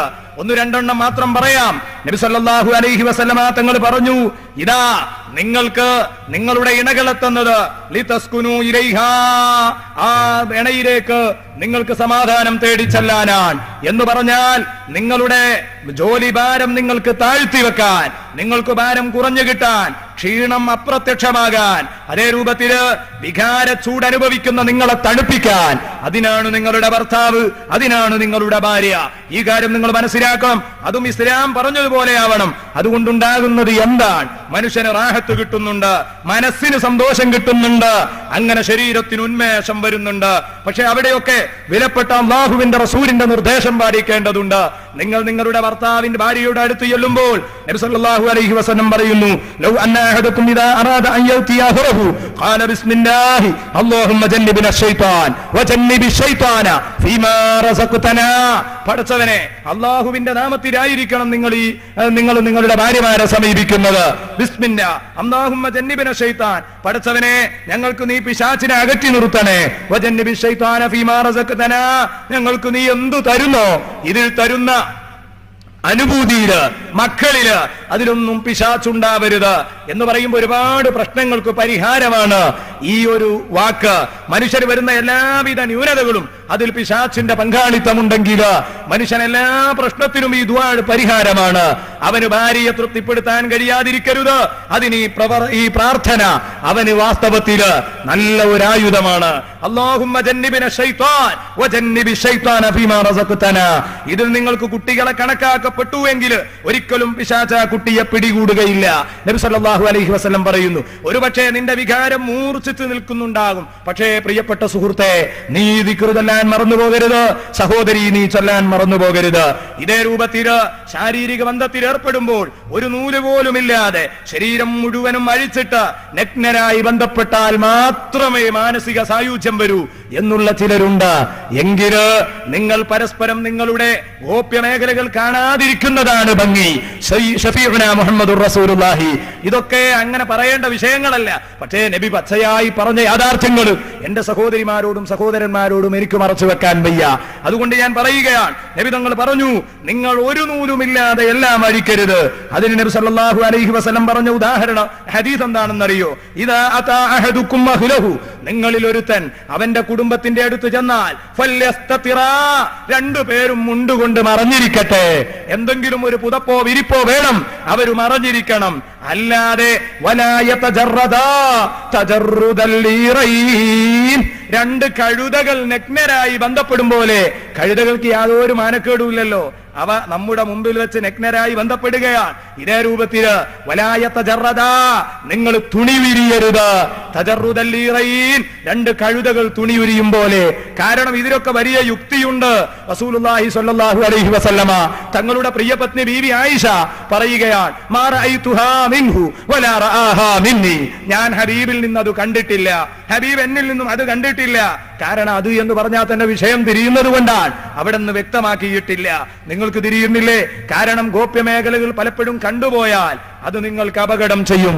ഉമ്മു ഇയാസ് റളിയല്ലാഹു അൻഹ തന്റെ മകളെ കെട്ടിച്ചയക്കുമ്പം മകൾക്ക് ഉമ്മയുടെ ഭാര്യയായി ജീവിച്ച് പാരമ്പര്യമുള്ള ഉമ്മയുടെ വക 10 ഉപദേശങ്ങൾ കൊടുത്തു. അതിൽപ്പെട്ട ഒരു ഉപദേശമായിരുന്നു, മോളെ, വെറുക്കപ്പെട്ട സ്ഥലങ്ങള് കണ്ടാൽ നിന്നിൽ നിന്ന് പല സ്ഥലങ്ങളും നിന്റെ ഭർത്താവിന് ഇമ്പമുണ്ട്, പക്ഷേ അത് കാണുന്നത് നീ ശ്രദ്ധിക്കണം, കണ്ടാൽ ആ ഇമ്പം തീരും എന്ന് ഉമ്മു ഇയാസ് റളിയല്ലാഹു അൻഹ തന്റെ മകൾക്ക് കൊടുത്ത ഉപദേശത്തിൽപ്പെട്ടതാണ്. അതുകൊണ്ട് ഈ കാര്യങ്ങളൊക്കെ നമ്മൾ ശ്രദ്ധിക്കേണ്ടത് തന്നെയാണ്. ഇതേ രൂപത്തില് എന്റെ പ്രിയപ്പെട്ട സഹോദരന്മാരെ, റസൂലുള്ള ഏതെല്ലാം വിഷയങ്ങളിലാണ് ഭാര്യ ഭർത്താക്കന്മാർ തമ്മിലുള്ള പൊരുത്തം നഷ്ടപ്പെടരുതെന്ന് കരുതി പെട്ടുപോകരുതെന്ന് കരുതിയാൻ റസൂലുള്ള വജഅല ബൈനകും മവദ്ദത്തൻ വറഹ്മ, ഇത് ഒരിക്കലും അകന്നു പോകരുതെന്ന് കരുതിയാൻ റസൂലുള്ളാഹി തങ്ങൾ എന്തു പറയുന്നതെന്നറിയോ? നിങ്ങൾ നിങ്ങളുടെ ഭാര്യമാരുമായി ശാരീരിക ബന്ധത്തിൽ ഏർപ്പെടുന്നതിന്റെ മുമ്പ് ആമുഖങ്ങളും മുഖപുരകളും നിങ്ങൾ ഒഴിവാക്കരുത്. ഇതുപോലും നബി തങ്ങൾ പഠിപ്പിക്കുകയാണ്. നബി തങ്ങൾ പറഞ്ഞു, സലാസും മിനൽ അജ്സി ഫിർ റജുൽ, 3 കാര്യം ഒരു മനുഷ്യന്റെ വീക്ക്നെസ്സുകളാണ്. സലാസും മിനൽ അജ്സി ഫിർ റജുൽ, ഒരു മനുഷ്യനെ സംബന്ധിച്ചിടത്തോളം അവന്റെ വീക്ക്നെസ്സിൽപ്പെട്ടതാണ് 3 കാര്യങ്ങൾ. ഒന്നെന്താണ്? അൻയൽഖാ മൻ യുഹിബ്ബു മഅരിഫതഹു അൻയൽഖാ മൻ യുഹിബ്ബു മഅരിഫതഹു ഫയുഫാരിഖഹു ഖബ്ല അൻ യഅലമ ഇസ്മഹു വനസബ. സയ്യിദുനാ മുഹമ്മദുർ റസൂലുള്ളാഹി, ഒരു മനുഷ്യനെ നീ കാണുന്നു, അവനെ കണ്ടാ കുഴപ്പമില്ല, അവനുമായിട്ടൊന്ന് സംസാരിച്ചാൽ കുഴപ്പമില്ല, ഒന്ന് പരിചയപ്പെട്ടാൽ കുഴപ്പമില്ല എന്ന് കരുതി ചെന്നതാ, പക്ഷെ അവനോട് ബന്ധപ്പെടാൻ നിനക്ക് കഴിയുന്നില്ല എന്ന് പറഞ്ഞ ആളുകളുമായിട്ട് പരിചയപ്പെടാൻ ചിലർക്ക് കഴിയൂല. അത് അവരുടെ ഒരു ദൗർബല്യമാണ്. റസൂലുള്ള എണ്ണി 1. രണ്ടാമത്തേത് വസാനി, നബി സല്ലല്ലാഹു അലൈഹി വസല്ലം തങ്ങൾ എണ്ണുന്ന രണ്ടാമത്തെ കാര്യം, അൻ യുക്രിമഹു അഹദുൻ ഫയറുദ്ദു അലൈഹി കറാമത, ഒരാൾ അവൻ അങ്ങോട്ട് ആദരിക്കുമ്പോൾ അവൻ അങ്ങോട്ട് അവഗണിക്കുക, ഇങ്ങോട്ട് ബഹുമാനിക്കുന്നവൻ അങ്ങോട്ട് നിന്ദിക്കുക. ഈ പരിപാടി ശരിയല്ല, അത് മനുഷ്യന്റെ വീക്ക്നെസ്സിൽപ്പെട്ട ഒരു വീക്ക്നെസ് ആണ്. ഇനി നബി സല്ലല്ലാഹു അലൈഹി വസല്ലം പറയുന്നു, അതാ നമ്മുടെ വിഷയം. 3-ാമത്തേത് അൻ യുഖാരിബർ റജുലു ജാരിയതഹു ഔ സൗജതഹ, ഒരു മനുഷ്യൻ തന്റെ വെള്ളാട്ടി പെണ്ണിന്റെയോ അല്ലെങ്കിൽ തന്റെ ഭാര്യയുടെയോ അടുത്ത് ആവശ്യ നിർവഹണത്തിന് പോകുന്നു, എന്നിട്ട് ഫയുസീബുഹാ, അവളെ ഭോഗിക്കും, ഖബ്ല അൻ യുഹദ്ദിസഹ, അവളോടൊന്ന് മര്യാദക്ക് തമാശ പറഞ്ഞൊന്ന് വർത്താനം പറയുന്നതിന്റെ മുമ്പ്, വയുആനിസഹ, അവളുമായി നേരം പോക്കുണ്ടാക്കുന്നതിന്റെ മുമ്പ്, വയുലാജിയഹ, അവളെ ആലിംഗനം ചെയ്യുന്നതിന്റെ മുമ്പ്, അവൾ പെട്ടെന്ന് അവൻ ഏതു ചെയ്യുന്നു? ശാരീരിക ബന്ധത്തിലേക്ക് എടുത്തു ചാടുന്നു. അങ്ങനെ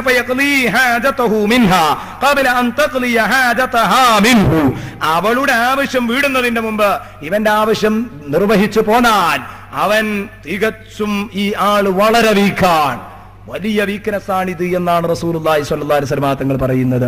അതിന് നിങ്ങൾ എന്തു ചെയ്യണം?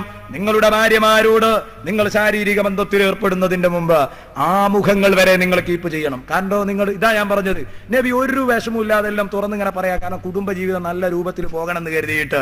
എന്നിട്ട് നബി പറഞ്ഞു, ലാ യകഅന്ന അഹദുൻ അലംറഅതിഹി, വേറെ ഒരു ഹദീസിൽ, നിങ്ങളിൽ ഓരോരുത്തരും ഒരാൾ ചെന്ന് അവന്റെ ഭാര്യയുടെ മേൽ വീഴരുത്.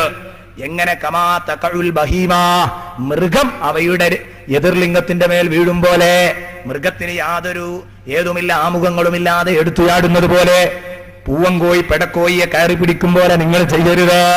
എന്നിട്ട് നബി പറയുന്നു, വല്യക്കും ബൈനഹുമാ റസൂൽ, എങ്കിലും ഈ ഭാര്യ ഭർത്താക്കന്മാരുടെ ഇടയിൽ ഒരു ദൂതൻ ഉണ്ടാവണം.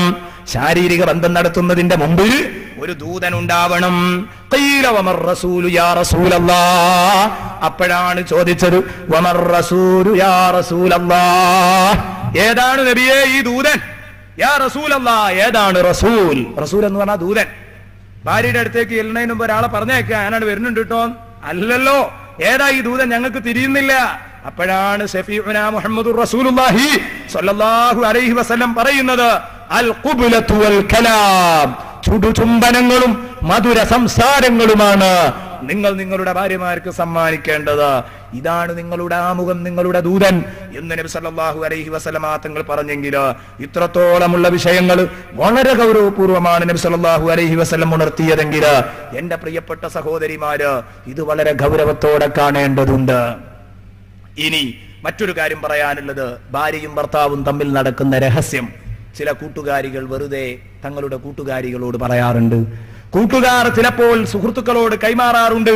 ഒരിക്കലും ചെയ്യരുത് തന്റെ ഭാര്യയോടൊപ്പമുള്ള രഹസ്യ ജീവിതം. താൻ എന്തിനാണ് ഇത് മറഞ്ഞിരുന്നു ചെയ്യുന്നത്? മനുഷ്യന്റെ മാന്യതയാണിത്. മൃഗങ്ങളെപ്പോലെ നമ്മൾ ഇത് ചെയ്യില്ല. പക്ഷെ മറഞ്ഞിരുന്ന് ചെയ്യുന്ന കാര്യം മുഴുവൻ പിറ്റേന്ന് ഇങ്ങനെ ചെയ്യുന്നുണ്ടെങ്കിൽ റസൂലുള്ള ഒരു സ്ഥലത്ത് ഒരു ഹദീസിൽ ചോദിച്ചു, എന്താന്നാവോ അങ്ങാടിയിൽ പരസ്യമായിട്ട് പോയിട്ട് അവന്റെ ഭാര്യയും ബന്ധപ്പെട്ടോട്ടെ. റസൂലുള്ള വളരെ ഗൗരവത്തോടു കൂടിയാ പറഞ്ഞത്. കാരണം നബി ഇത് പറയരുത് എന്ന് പറഞ്ഞപ്പോ സദസ്സെന്ന് പറഞ്ഞു, നബി അത് ഞങ്ങളും ചെയ്യാറുണ്ട്, ഭാര്യമാരും ചെയ്യാറുണ്ട്. അപ്പൊ നബി പറഞ്ഞു, എന്നാ നല്ലതേ അങ്ങാടിക്കാട് ഇറങ്ങലാണ് പറഞ്ഞു. ഷഫീഉനാ മുഹമ്മദുർ റസൂലുള്ളാഹി. കണ്ടോ നിങ്ങള്, ഇത്രത്തോളം നബി തങ്ങൾ എല്ലാ കാര്യങ്ങളും പറഞ്ഞു. അതുകൊണ്ട് ഭാര്യ ഭർത്താക്കന്മാര് തമ്മിലുള്ള ഒരു രഹസ്യവും പുറത്തുവിടരുത്. പ്രത്യേകിച്ച് എന്റെ പ്രിയപ്പെട്ട സഹോദരിമാരോട് പറയട്ടെ, നിങ്ങൾ പൊതുവെ അങ്ങനെയാണ്. നിങ്ങൾക്ക് ഈ രഹസ്യം സൂക്ഷിക്കാനുള്ള കഴിവ് കുറവാണ്. സ്ത്രീകൾക്ക് എന്തെങ്കിലും ഒന്ന് കിട്ടിയാൽ അത് പറയണം എന്ന ഒരു വെപ്പാട്, എന്ന ഒരു വെമ്പൽ നിങ്ങൾക്കുണ്ടാവാറുണ്ട് പലപ്പോഴും. നബി തങ്ങൾ പറഞ്ഞു, ഇന്ന മിൻ ശർരിന്നാസി ഇൻദല്ലാഹി മൻസിലതൻ യൗമൽ ഖിയാമ. അന്ത്യദിനത്തിൽ അള്ളാഹുവിന്റെ അടുത്ത് വളരെ മോശപ്പെട്ട മനുഷ്യനാരാണെന്നറിയോ? الرجل يفضي إلى امرأته وتفضي إليه ثم ينشر أحدهما سر صاحبه. ഷഫീഉനാ മുഹമ്മദുർ റസൂലുള്ളാഹി. ഒരാൾ തന്റെ ഭാര്യയിലേക്ക് ചെന്ന് ദാഹം തീർക്കും, വൈകാരിക ദാഹം തീർക്കും. അവന്റെ ഭാര്യ ഇവനിലേക്കും വരും. സുമ്മ യൻശുറു അഹദുഹുമാ. പിന്നെ അന്നു രാത്രി ശാരീരിക ബന്ധം കഴിഞ്ഞു. പിറ്റേന്ന് നേരം പുലർന്ന് അവരിൽ ഒരാൾ പരത്തും സിർറ സാഹിബിഹി, തന്റെ ഇണയുടെ രഹസ്യം മറ്റുള്ളവരോട് പറയും. ഇത് വളരെ മോശമാണ്. ഇവനാണ് ഖിയാമത്ത് നാളിൽ ഏറ്റവും മോശപ്പെട്ടവനെന്ന് സയ്യിദുനാ മുഹമ്മദുർ റസൂലുള്ളാഹി സ്വല്ലല്ലാഹു അലൈഹി വസല്ലം, നബി സ്വല്ലല്ലാഹു അലൈഹി വസല്ലമ തങ്ങൾ പറഞ്ഞെങ്കിൽ എന്റെ പ്രിയപ്പെട്ട സഹോദരിമാരെ, ഇത് നിങ്ങൾ ശ്രദ്ധിക്കണം എന്ന് പ്രത്യേകം ഉണർത്തട്ടെ. ഇതാ ഞാൻ ഒരൊറ്റ സംഭവം പറഞ്ഞ് ഞാൻ അവസാനിപ്പിക്കട്ടെ. സയ്യിദുനാ മുഹമ്മദുർ റസൂലുള്ളാഹി സ്വല്ലല്ലാഹു അലൈഹി വസല്ലമ തങ്ങൾ ഒരു ദിവസം അതാ ഹബീബ് ഇരിക്കുന്നു. ആ ഹബീബ് വീട്ടിലിരിക്കുന്നു. അപ്പോഴാണ് തന്റെ പ്രിയപ്പെട്ട പത്നി, തന്റെ പ്രിയപ്പെട്ട പുത്രി ബീവി ഫാത്തിമ കടന്നു വരുന്നത്. കല്യാണം കഴിഞ്ഞിട്ട് പോലും കടന്നു വരുമ്പം ആ വലിയ മകളുടെ നെറ്റിത്തടത്തിലേക്ക് അവിടെ നിന്ന് എത്തി നിന്ന് നെറ്റിത്തടത്തിലേക്ക് ഉമ്മ വെക്കുമായിരുന്നു എന്ന് ഹദീസിൽ കാണാം. നേരത്തെ ഞാൻ പറഞ്ഞ വിഷയം ഇൻഷാ അല്ലാഹ് സന്താന പരിപാലനത്തിൽ ഇവിടെ ചർച്ച ചെയ്യുമ്പോൾ ആ വിഷയങ്ങളൊക്കെ സംസാരിച്ചുകൊള്ളും. നിങ്ങളുടെ മക്കളോട് എങ്ങനെ കഴിയണമെന്ന്. നബി സല്ലല്ലാഹു അലൈഹി വസല്ലമ തങ്ങളുടെ കൃപയും വാത്സല്യവുമാണിത്. എന്നിട്ട് എന്റെ പ്രിയപ്പെട്ട കൂട്ടുകാരെ, നിങ്ങൾ ചിന്തിക്കണം. സയ്യിദുനാ മുഹമ്മദുർ റസൂലുള്ളാഹി സല്ലല്ലാഹു അലൈഹി വസല്ലം ഇരിക്കുമ്പോൾ ബീവി ഫാത്തിമ കയറി വരുമ്പം പൊട്ടിക്കരഞ്ഞുകൊണ്ട് കയറി വരുന്നു. സദസ്സിൽ സൽമാനുൽ ഫാരിസിയുണ്ട്. സൽമാനുൽ ഫാരിസി പറഞ്ഞു, ഓടി ഇങ്ങ് കയറി വന്നു കരഞ്ഞുകൊണ്ട് ഫാത്തിമ. ഇത് കണ്ടപ്പോഴേക്ക് ഫാത്തിമതു ഖിത്അത്തും മിന്നീ, ഫാത്തിമ എന്റെ കരളിന്റെ കഷ്ണമാണെന്ന് ഹബീബ് പറയാറുള്ള ഫാത്തിമയുടെ കണ്ണീര് കണ്ടപ്പോഴേക്ക് ഹബീബ് അങ്ങ് പൊട്ടി. ഹബീബ് പൊട്ടി കരഞ്ഞുകൊണ്ട് ഹബീബ് ചോദിക്കാ, ഫാത്തിമ, ഫാത്തിമ എന്താ നീ കരയാനുള്ള കാരണം? ഫാത്തിമ പറയൂ ഫാത്തിമ, എന്തു പറ്റി നിനക്ക്? വല്ല വിഷജന്തുക്കളും കടിച്ചോ? എന്താണ് ഇങ്ങനെ വാവിട്ട് കരയുന്നത്? അപ്പോഴാണ് പറയുന്നത്, എന്റെ പൊന്നുപ്പാ, ഇന്നലെ എനിക്കൊരു അനുഭവം ഉണ്ടായി. ഇന്നലെ എന്റെ പ്രിയപ്പെട്ട പ്രിയതമൻ ഭർത്താവിനോട്, അലിയാരോട് ഞാൻ ഇന്നലെ കൗലൻ, ഒരു ചെറിയ വാക്ക്, ഒരു അപമര്യാദയായ എന്തോ ഒന്ന് എന്നിൽ നിന്ന് വന്നു. അത് കാരണമായി എന്റെ ഭർത്താവ് എന്നോട് കോപിച്ചു. അങ്ങനെ ഞാൻ എന്റെ ഭർത്താവിനോട് കോപിച്ചപ്പം ഞാൻ എന്റെ ഭർത്താവിന്റെ ചുറ്റും പ്രദക്ഷിണം വെച്ചു. ഈ 72 തവണ എന്റെ ഭർത്താവിന്റെ ചുറ്റും ഞാൻ കറങ്ങുന്നു. ആ കറക്കത്തിൽ ഇത്രയും തവണ ഈ കറക്കത്തിൽ ഞാനിങ്ങനെ തുടരെ പറഞ്ഞുകൊണ്ടിരുന്നു, യാ ഹബീബി ഇർളഅന്നി, യാ ഹബീബി ഇർളഅന്നി, യാ ഹബീബി ഇർളഅന്നി. എന്റെ പ്രിയേ, എന്റെ പ്രിയതമാ, പൊറുക്കണേ, പൊരുത്തപ്പെടണേ, ഇനി ഫാത്തിമ ചെയ്യൂല എന്ന് പറഞ്ഞിട്ട് 72 വട്ടം ഞാൻ എന്റെ ഭർത്താവിനെ തവാഫ് ചെയ്തു. സഹോദരി, നെയ്യും ഭർത്താവും തെറ്റിയാൽ അങ്ങനെ ഒരു നന്നാക്കാനുള്ള ശ്രമം ഉണ്ടാവാറുണ്ടോ? ചിന്തിക്കേണ്ടതാണ്. ഫാത്തിമ ബീവിയുടെ ബേജാറാണ്. അങ്ങനെ 72 തവണ തവാഫ് ചെയ്തപ്പോഴാണ് എന്റെ പ്രിയപ്പെട്ട അടിയാരുടെ പല്ലു ഞാനൊന്ന് കണ്ടത് നബിയെ പുഞ്ചിരിക്കുന്നത്. അല്ലാഹുവിന്റെ ഹബീബ് പറയുന്നു, അമാ അലിംതി അന്ന റിളസൗജി അന്ന റിളല്ലാഹി ഫീ റിളസൗജ് വ അന്ന സഖതഹു ഫീ സഖതിസ്സൗജ്. അല്ല പ്രിയപ്പെട്ട ഫാത്തിമ, നിനക്കറിഞ്ഞൂടെ ഫാത്തിമ, അള്ളാന്റെ പൊരുത്തം ഭർത്താവിന്റെ പൊരുത്തത്തിലാണ്, അള്ളാന്റെ ദേശം ഭർത്താവിന്റെ ദേശത്തിലാണ്. ഇത് നിനക്കറിയൂല ഫാത്തിമ. നീ എന്തേ ഈ ചെയ്തത്? അതുകൊണ്ട് ഞാൻ പറയട്ടെ, ഇന്നലെ രാത്രി എങ്ങാനും എന്റെ മോള് മരിച്ചിരുന്നെങ്കിൽ മാ സ്വല്ലൈതു അലൈക്, മോളെ നിന്റെ മേലിൽ ഈ ഉപ്പ മയ്യത്ത് കരിക്കൂലായിരുന്നു. ഇത്ര ഗൗരവമുള്ള വാക്കാ പറയുന്നത്. ശ്രദ്ധിക്കണം സഹോദരിമാര്, ശ്രദ്ധിക്കണം. മോളെ, അലിയാരെ തൃപ്തിപ്പെടുത്തുന്നതിന് മുമ്പേ, അലിയിനെ തൃപ്തിപ്പെടുത്തുന്നതിന് മുമ്പ് നീ ഇന്നലെ രാത്രി എങ്ങാനും മരിച്ചിരുന്നെങ്കിൽ മോളെ ഒരിക്കലും ഞാൻ നിന്റെ മേലിൽ മയ്യത്ത് നിസ്കരിക്കൂലായിരുന്നു. ഇത്ര ഗൗരവമുള്ള വാക്കാ പറയുന്നത്. ഭാര്യയോട്, ഭർത്താവിനോട് വെറുതെ നാക്കിൽ കൊള്ളാത്തത് പറയരുത്. എല്ലാം പാലിച്ചു നീങ്ങണം എന്നു മാത്രം ഉണർത്തിക്കൊണ്ട് തൽക്കാലം ഞാൻ അവസാനിപ്പിക്കട്ടെ. പരന്നു കിടക്കുന്ന ഒരു ചർച്ച ചെയ്യാൻ സമയം കിട്ടാത്തത് കൊണ്ടാണ്. അതുകൊണ്ട് അവസാനമായി എനിക്ക് പറയാനുള്ളത്, പ്രിയപ്പെട്ട സഹോദരന്മാരെ, നിങ്ങളും ഞാനും നിങ്ങളും എന്റെയും നിങ്ങളുടെയും ജീവിതം ശരിപ്പെടുത്തണം. കുടുംബത്തിലെ ജീവിതം, കുടുംബത്തിലെ ചുറ്റുപാട് നാം നന്നാക്കിയെടുക്കണം. റസൂലുള്ളാഹി സ്വല്ലല്ലാഹു അലൈഹി വസല്ലമ തങ്ങൾ എന്നോടും നിങ്ങളോടും പറഞ്ഞ ഒരു വാക്ക് നിങ്ങൾ കാണുക. സയ്യിദുനാ മുഹമ്മദുർ റസൂലുള്ളാഹി സല്ലല്ലാഹു അലൈഹി വസല്ലം പറഞ്ഞു, സലാസും മിൻ സആദത്തി ബിനി ആദം വ സലാസും മിൻ ശഖാവത്തി ബിനി ആദം. 3 കാര്യം മനുഷ്യന്റെ വിജയമാണ്, 3 കാര്യം മനുഷ്യന്റെ പരാജയമാണ്. ഏതാണ് വിജയമെന്നറിയോ? അൽ മർഅതു സ്വാലിഹ വൽ മസ്കനു സ്വാലിഹ് വൽ മർകബു സ്വാലിഹ്. നല്ല ഒരു പെണ്ണുണ്ടോ, അവന്റെ കാര്യം സലാമത്തായി. അവന്റെ വിജയത്തിന്, സൗഭാഗ്യത്തിൽപ്പെട്ടതാ 3 കാര്യം. നല്ലൊരു പെണ്ണ്, നല്ലൊരു വീട്, നല്ലൊരു വാഹനം. ഓടാനും സഞ്ചരിക്കാൻ നല്ലൊരു വാഹനം, നല്ലൊരു ഭാര്യ, നല്ലൊരു വീട്, ഇതുണ്ടാവണം. അതിന് ഓരോന്നിനും അതിൻ്റെതായ കണക്കുകളുണ്ട്. ഭാര്യ എന്നാവണമെങ്കിൽ സൽസ്വഭാവിയായ നല്ല ദീനീബോധമുള്ള ഒരു പെണ്ണിനെ കിട്ടണം. വീട് എന്നാവണമെങ്കിൽ താനം നോക്കി ഉറപ്പിച്ച നല്ലൊരു വീട് കിട്ടണം. വാഹനം നന്നാവുക എന്ന് പറഞ്ഞത് പിന്നെ മനുഷ്യനെ രക്ഷപ്പെടുത്താൻ ഏറ്റവും വലിയ ഘടകം തന്നെയാണ്. സൗകര്യങ്ങളുടെ കൂട്ടത്തിൽ ഏറ്റവും മികച്ച സൗകര്യമാണ് വാഹനം. ഇതുണ്ടാവണം, ഉണ്ടാവും വേണം, നന്നാവും വേണം. അല്ല, ചില വണ്ടിയൊക്കെ ചിലർ വാങ്ങിയാൽ അതുകൊണ്ട് തന്നെ കുടുങ്ങാറുണ്ട്. പലർക്കും കൂട്ടത്ത് തന്നെ പരിചയം ഉണ്ടാവും. അതുകൊണ്ടാണ് നബി പറയുന്ന 3 കാര്യം മനുഷ്യന്റെ പരാജയ. ഒന്ന് അൽ മർഅതു സൂ, ചീത്ത പെണ്ണ്. പെണ്ണ് ദൂഷിച്ചാ പിന്നെ അവന്റെ കഥ പറയാനില്ല, അവൻ കുടുങ്ങിയത് തന്നെ, അവൻ കുടുങ്ങിയത് തന്നെയാണ്. ഇനിയോ വൽ മർകബു സൂ, ചീത്ത വണ്ടി, വൽ മസ്കനു സൂ, ചീത്ത താമസ സ്ഥലം. വീട്ടിൽ ജീവിക്കാൻ സ്വസ്ഥതല്ല, സൗകര്യമല്ല. എന്നാൽ അവന്റെ കാര്യം പറയണ്ട. അതേ രൂപത്തിൽ അവന്റെ വണ്ടി പോകുന്ന വഴിക്കൊക്കെ കേടുവരാനും മറ്റുമൊക്കെ തുടങ്ങിയാൽ, അതുപോലെ എപ്പോഴും ഇടിക്കലും തട്ടലുമായാൽ ആ വണ്ടിയുടെ കാര്യം അപകടമാണ്. ഇതാ പറഞ്ഞത് റസൂലുള്ളാഹി സ്വല്ലല്ലാഹു അലൈഹി വസല്ലം. എല്ലാം വിശദീകരണം ആവശ്യമുള്ളത്, പക്ഷേ സമയമില്ലാത്തത് കൊണ്ട് തൽക്കാലം അവസാനിപ്പിക്കട്ടെ. അല്ലാഹു സുബ്ഹാനഹു വ തആല നല്ല നിലയിൽ കുടുംബജീവിതം മുന്നോട്ട് നയിക്കാൻ എനിക്കും നിങ്ങൾക്കും തൗഫീഖ് നൽകുമാറാവട്ടെ എന്ന് ദുആ ചെയ്തുകൊണ്ട് പ്രിയപ്പെട്ട കൂട്ടുകാരെ അവസാനിപ്പിക്കുകയാണ്. ഇനി ദുആ ചെയ്യുന്നു. എല്ലാവരും എനിക്ക് വേണ്ടി പ്രത്യേകം ദുആ ചെയ്യണമെന്ന് പറഞ്ഞുകൊണ്ട് ദുആ കഴിഞ്ഞിട്ട് എല്ലാവരും പിരിഞ്ഞു പോകാവൂ എന്ന് പ്രത്യേകം ഉണർത്തുന്നു.